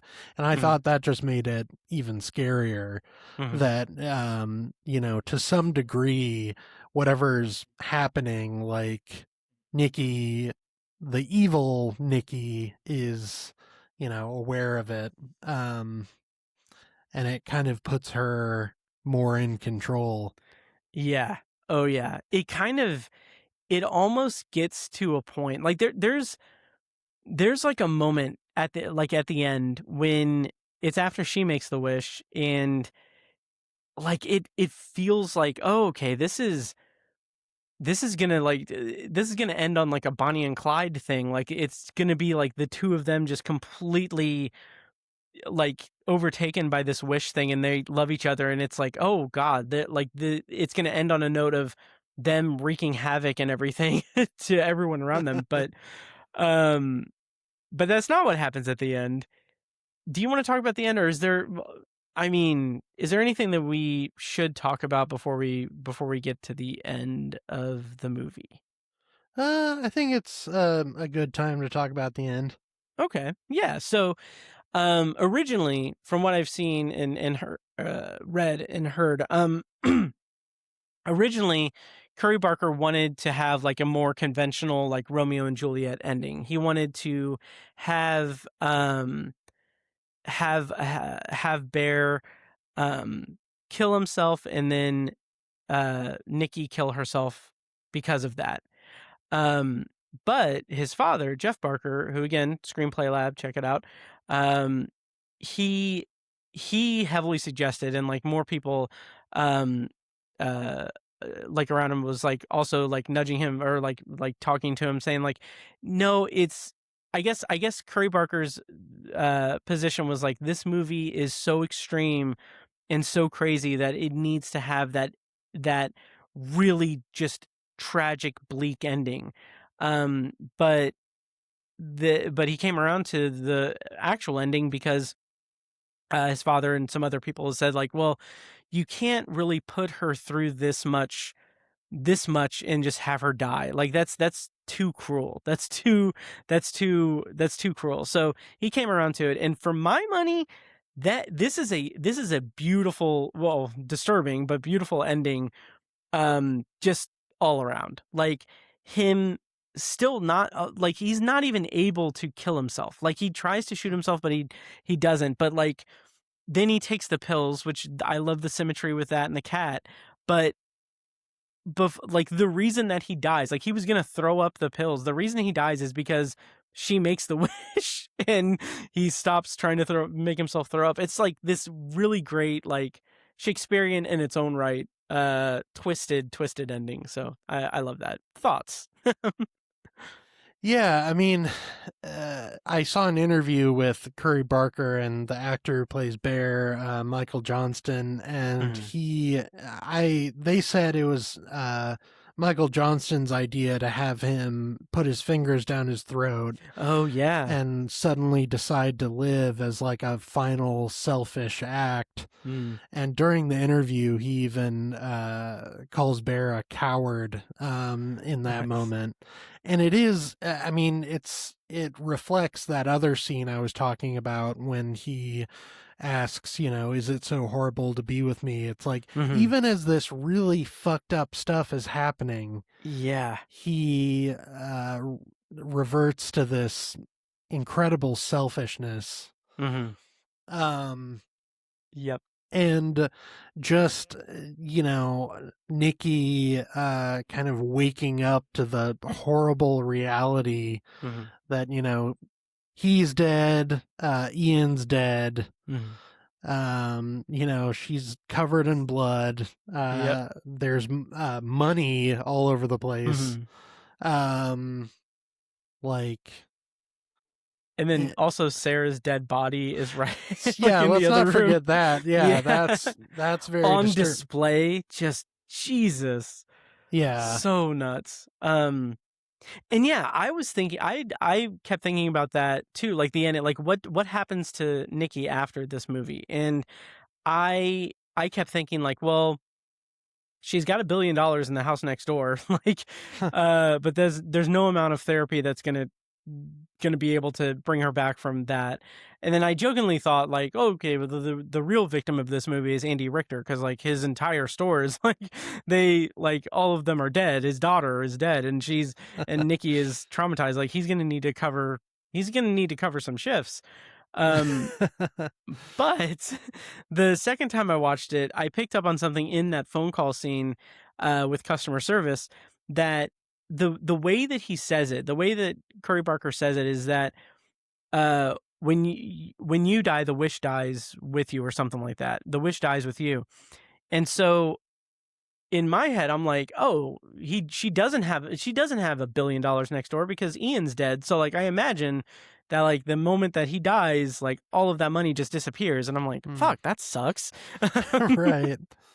So anyway, yeah, just incredible ending, and it ending with her screams like over the credits until like the actual like rolling up credits. Just haunting. Oh yeah. Yeah. Yeah, just incredibly bleak. Mm-hmm. You know, kind of a fucked up Romeo and Juliet situation. Mm-hmm. Yeah, it's a perfect ending to a great movie. Oh, absolutely. And again, I can't wait to see, like, to follow Curry Barker's career. He's already wrapped filming his next movie, Anything But Ghosts, which has Aaron Paul, and Cooper Tomlinson's going to be in it as well. I think Curry Barker is going to act in it as well. And it's also got Violet McGraw and someone else that's really good. But yeah, it's about two con artists, ghost hunters, who find themselves like trapped or something. It's two fake paranormal investigators must face actual ghosts while dealing with the deception of their own fraudulent business. Bryce Dallas Howard is also in it. That sounds cool. Yeah, I'm pumped. I'm pumped for it. Like I'm so in the Curry Barker fan space now. This just blew me away. Me too. Yeah. Yeah. Top movie of the year for me. I think it is for me too so far. And it's funny because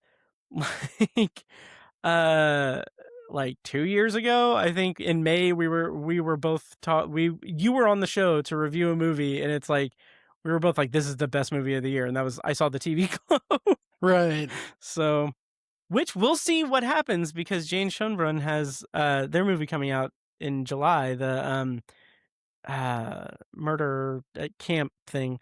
I can't remember the title, but yeah, again, teenage sex and death at Camp Miasma. Yeah.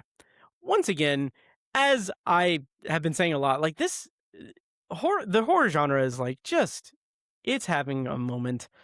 Oh yeah, and it's great to see. Oh yeah. Yeah. Any final thoughts on Obsession, Sam? I would just say, you know, I know this movie's being hyped up a lot, and that makes some people hesitant. It absolutely lives up to the hype. Mm-hmm. Best movie of the year so far. I loved it. See it in the theater, see it with an audience. Yeah. Yep. Well said. Same here. Like, so much so, like as we've been talking about it, I'm like, maybe I could see it tomorrow after work. Like, it is like I am like fixated on this movie right now. Like, it's interesting, and like I just saw it yesterday and a week ago. I actually, after I saw it, I kind of had trouble sleeping. Like, oh, interesting. It like nice. kind of creeped me out. Mm-hmm. And it kind of lingered in my thoughts. Oh yeah. Over the next few days. Yeah. That's awesome. Yeah, I haven't been able to stop thinking about it. Really great stuff. So we both rated it 4.5 stars. We both have it at the top of our list for the year. Yeah, that's our review of Obsession. Go see it. Cannot recommend it enough. Sam, quick check-in. Are we good for the secondary review, or do you need to go off? Because it's up to you. I know we're at time. Well,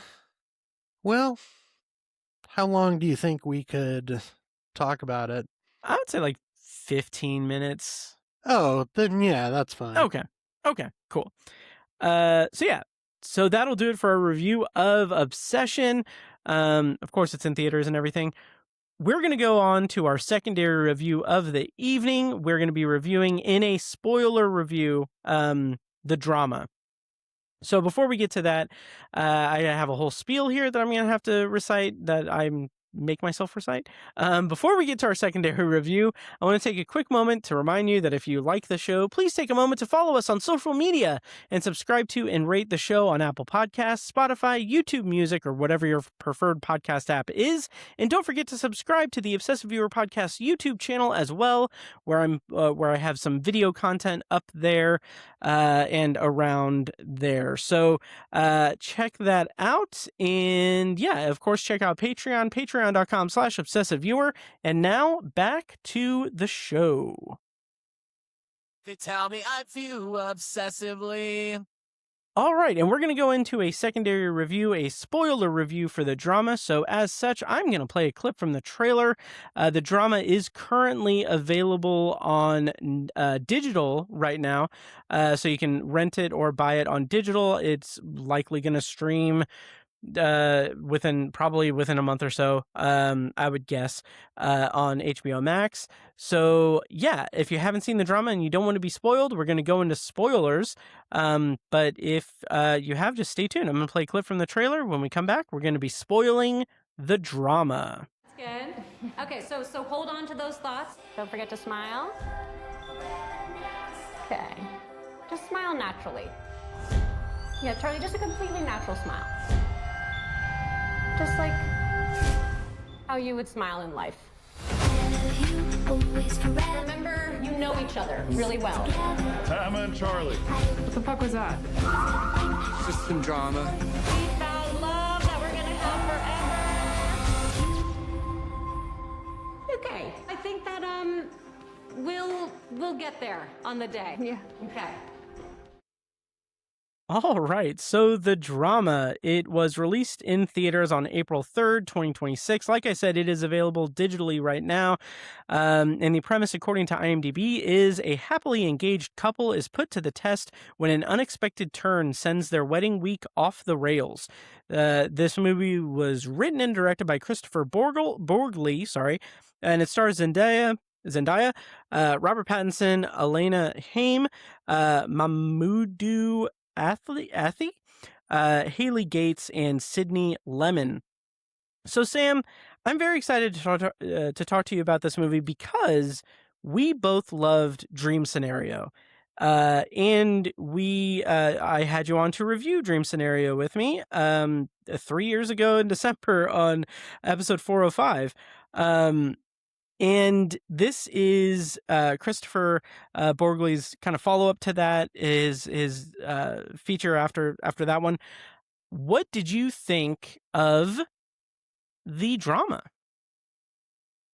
You know, honestly, when I saw the trailer, I thought it seemed like kind of a tame follow-up to Dream Scenario, which was so like strange and zany and squirm-inducing and funny and like kind of horrifying. The drama seemed more straightforward, but I would actually use all of the adjectives I just described for the drama as well. Yes. It goes in very unexpected directions that are pretty bold. To me, this was like Curb Your Enthusiasm meets Happiness. Like, it's Yeah. fucked up and uncomfortable, and I Mm. loved every minute of it.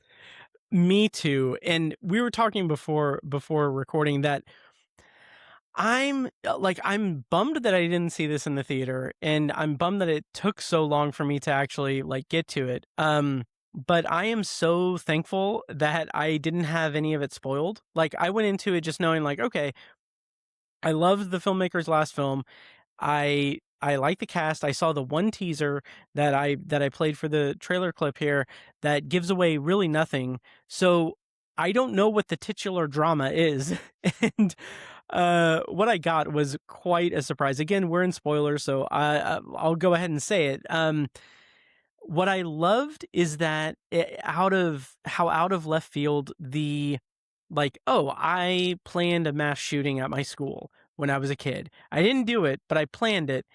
And like the way that unravels not only the relationship but the friendships with like the maid of honor and people around the couple, it's just such a palpable tension that goes throughout it. And like what I love is that kind of zaniness of it. Like, it feels like a heightened, like extraordinarily dark comedy, but it is dramatic to like incredibly dramatic throughout the whole movie. But um something I latched onto was like Rachel, the maid of honor character, who she has like the way that this comes up is that they are all the four of them are like doing like catering, like taste testing for the wedding, and they kind of go around the table and they're like, what's the worst thing you've ever done?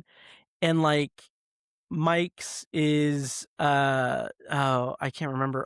He used a girl he was dating as a human shield when a dog was attacking.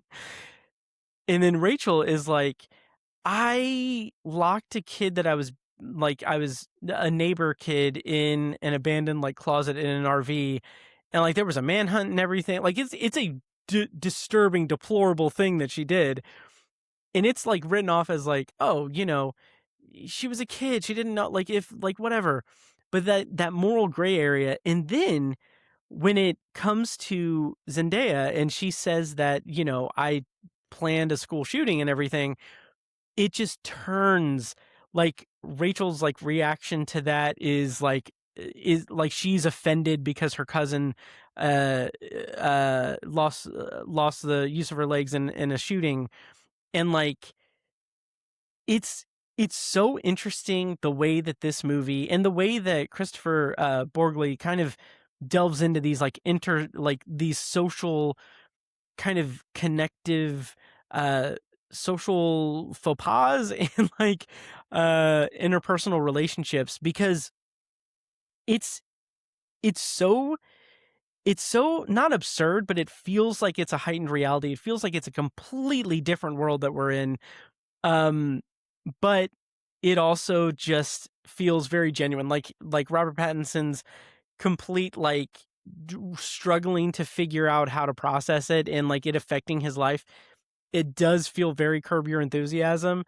But it also feels very much like it reminds me of Nicolas Cage in Dream Scenario. Like there's something to the way that Kristoffer Borgli does these like characters that don't know how to fit in their own skin with a new scenario that comes up or new drama that comes up like in their life. And I think that there's something just so magical to the way that he writes and directs this and gets the performances from the actors, because it's like you can tell this person doesn't fit in their skin, and they don't know how to make their skin fit when it's the skin of the situation is the external force of what they're dealing with. It's like, it's so well done. Well put. Yeah. Thank you. And I just want to go back a little bit to the confessions of the other characters you were describing. This didn't really click for me until now, but if you think about it, like, they all admit to behavior, the very kind of behavior that triggered Zendaya's character to want to commit a Oh mass shooting. yeah. Like they're all basically bullies.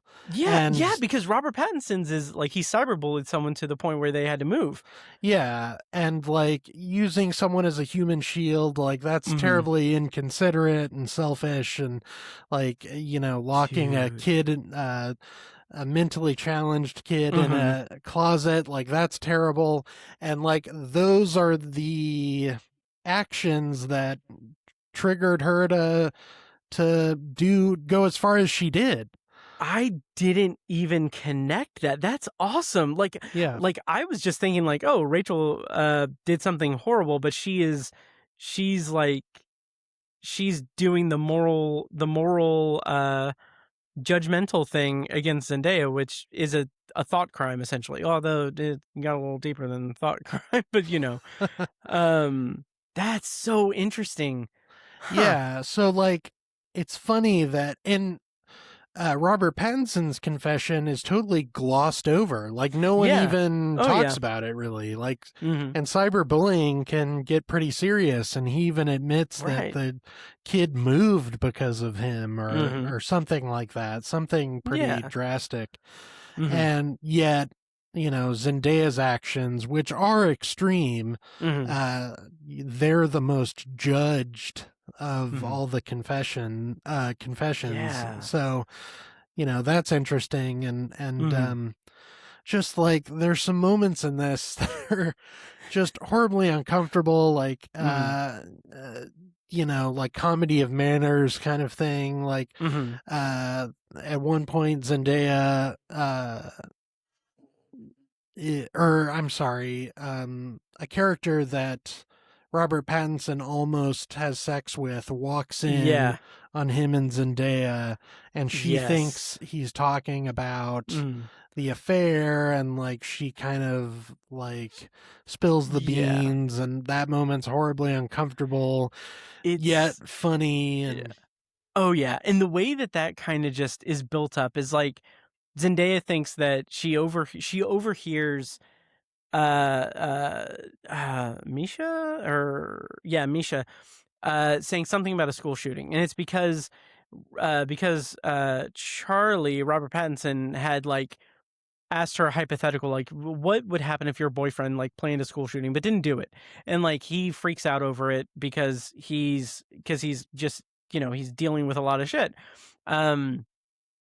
and he ends up kissing her, and like they almost like have sex, but he just like he snaps out of it and he leaves.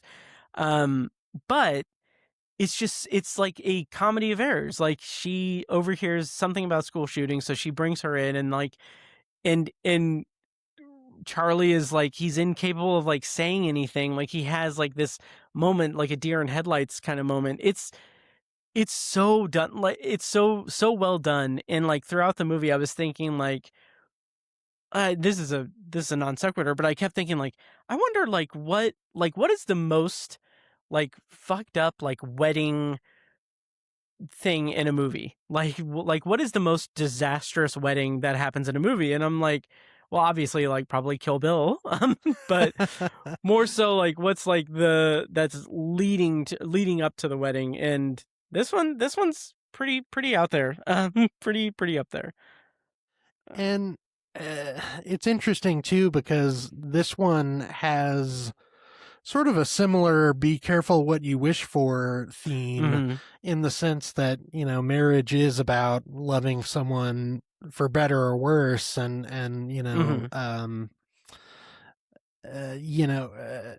th- this like puts that to the test in such an Mhm. extreme way. Oh Like yeah. her worst is planning a school shooting, and it's Mhm. and just it like it really explores the absurdity of the whole "for better or worse" scenario. Oh yeah. Um, You might say it's a dream scenario. Well done. Thank you. Well done. Yeah, there's also this not running thing with Kristoffer Borgli, but like I appreciate how, like, this is incredibly cringy, like cringe drama. But there is a moment where Charlie and oh my god, what is Zendaya's character's name?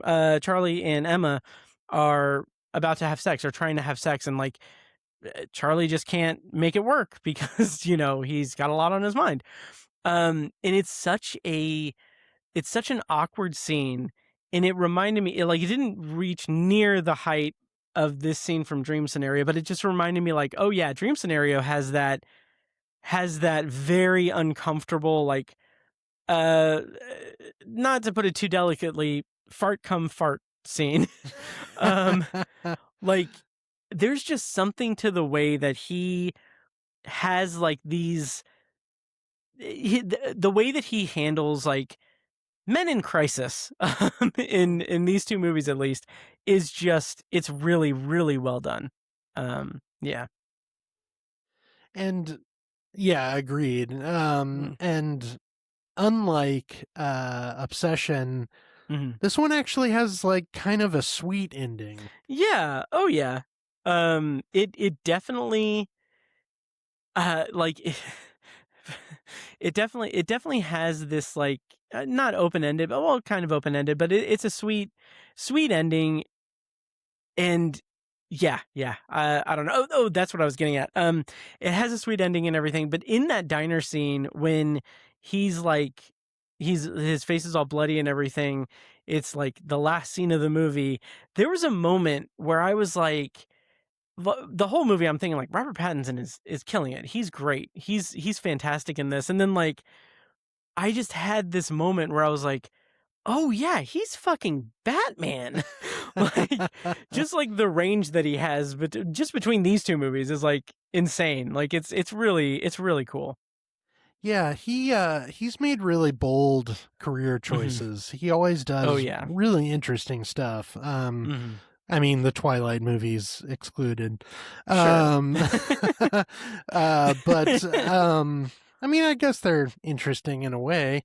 Yeah. But yeah, and Zendaya's great too. Like, you can really feel her frustration because she has dramatically changed as a person. And like, she's not evil, and she and Robert Pattinson's character, like, kind of have these therapy sessions with each other almost, and kind of talk through her trajectory, and it's almost like he's actually getting to know her in a way that he didn't before making this kind of insane commitment. It kind of, in that sense, very subtly kind of pokes fun at the idea of marriage, like committing to this person that you may not really know as well as you think you did, and testing that idea in the most extreme way. Like, oh yeah, that's great stuff. Oh, absolutely. It's really good. Yeah, I don't know what else to really say about it because we're running a little low on time, but I was, yesterday was such a good day for me because, like, I came home from work, went to the theater, saw Obsession again, came home and watched the drama, and, like, that's a damn good double feature. Oh, hell yeah. Yeah. Just really, really good. So yeah. Anything else you want to say about the drama? Anything that we should talk about? The actual wedding scene, like the toasts and everything, like, just really well done. The cringe of it all, the awkwardness of it with Elena Haim's scene where it's like the most, like, not even necessarily passive aggressive, but just like angry, nice, and also passive aggressive. Like, it's incredible. Yeah. Yeah, the wedding scene is great, and there's this sort of like dream version that plays out like a shooting. Yes. And actually, yeah, I'll go ahead and bring that up. Like, I don't think this movie handles the shooting subject in like a flippant way. I think it Right. handles it pretty sensitively, actually. Mhm. And I don't know, how did you feel about that? Oh, absolutely. Like there's like this almost ambiguity to some of the scenes where it's like you said, they're having kind of like these makeshift like therapy sessions with each other, and we get like as she's telling um her like story, answering his question, saying like, yeah, no, I was just in a bad place, I was doing this, I planned it this way and everything. We get these like flashes to her doing that as a kid, like practicing with the gun and like doing all of this research, making videos like on her webcam. And there are moments where like we see Charlie, like they're walking down the street, and like suddenly like Zendaya changes over into the kid, to the child actress, and it's like it's communicating to us that like, okay, yeah, Charlie can't like separate like what he's now learned from like the person that he loves and knows now. And like there are moments in those flashes where we see her as a kid, like where I was wondering, like, is it intentionally ambiguous that I don't know if all of them are like actual flashbacks, or if we're just seeing like Charlie's interpretation of it, like the extreme of it, because we get those flashes of like the wedding with the dead bodies and everything. Like I don't know if that's supposed to be in his head, him seeing it, or if that's an actual flashback to her as a kid. Oh, interesting. Yeah, I hadn't really considered that. Yeah. That the flashes aren't from Mhm. her point of view. Yeah, that's interesting. Yeah. It brings a lot to the movie. And like the social commentary of it all, like, I mean, it is a dark comedy, and it's highly dramatic and very cringy, but it does deal, like you said, in with that subject matter in a it's not precarious. It's done in a way that is respectful, and it just makes his reaction, like it's the discomfort of his reaction that makes it a dark comedy. But the actual kind of overall tone of it is more dramatic, and I appreciated that balance a lot.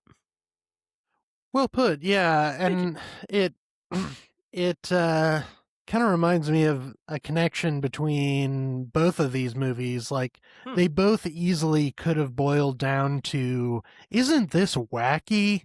Yeah. Oh And yeah. like they're both incredibly deep and thoughtful, and Mm. yeah, like they both have this kind of like wacky premise Mm. that they just treat with incredible depth. Totally. Totally. Um, yeah, and I'm so delighted that now, I mean, in the past week I've added 2 movies to my like probably going to be on my top 10 list at the end of the year. Just it's and we have half a year left. I'm thrilled. Yeah. It's great that I'm happy you that both of these resonated with you, and Yeah. it's nice to talk about something we're both excited about, as opposed Right. to Scream 7, which was Yeah. such a bummer. Yeah. Me shitting all over your opinion of it. I was like, well, it might be okay. I'm sorry for the record. Oh, no, it was a great conversation. I agree. Yeah.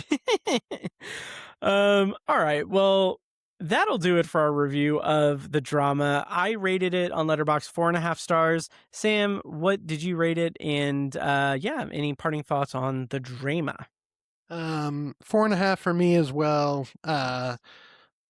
Very close, number 2 movie of the year for me at the moment. Yeah, just absolutely loved it. Nice. Yeah, it's one of those things that I'm excited because, like I said before, the Bone Temple has been sitting at number 1, mostly because I haven't watched as much as I would have liked to. But like these two came in like a wrecking ball.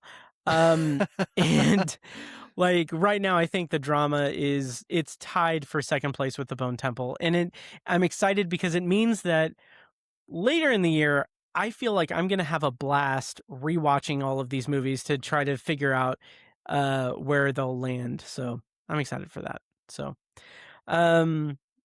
but I will let you go here, Sam, and we'll close out the episode. Before we do that, can you tell people where they can find you online and find your work online, and also if you have anything coming up in terms of writing or podcasting or anything? Yeah, so you can find my work at midwestfilmjournal.com or my reviews on Letterboxd at Sam Movie Man. I have a review of Obsession up at the moment, and that Colin Farrell essay I mentioned on Phone Booth.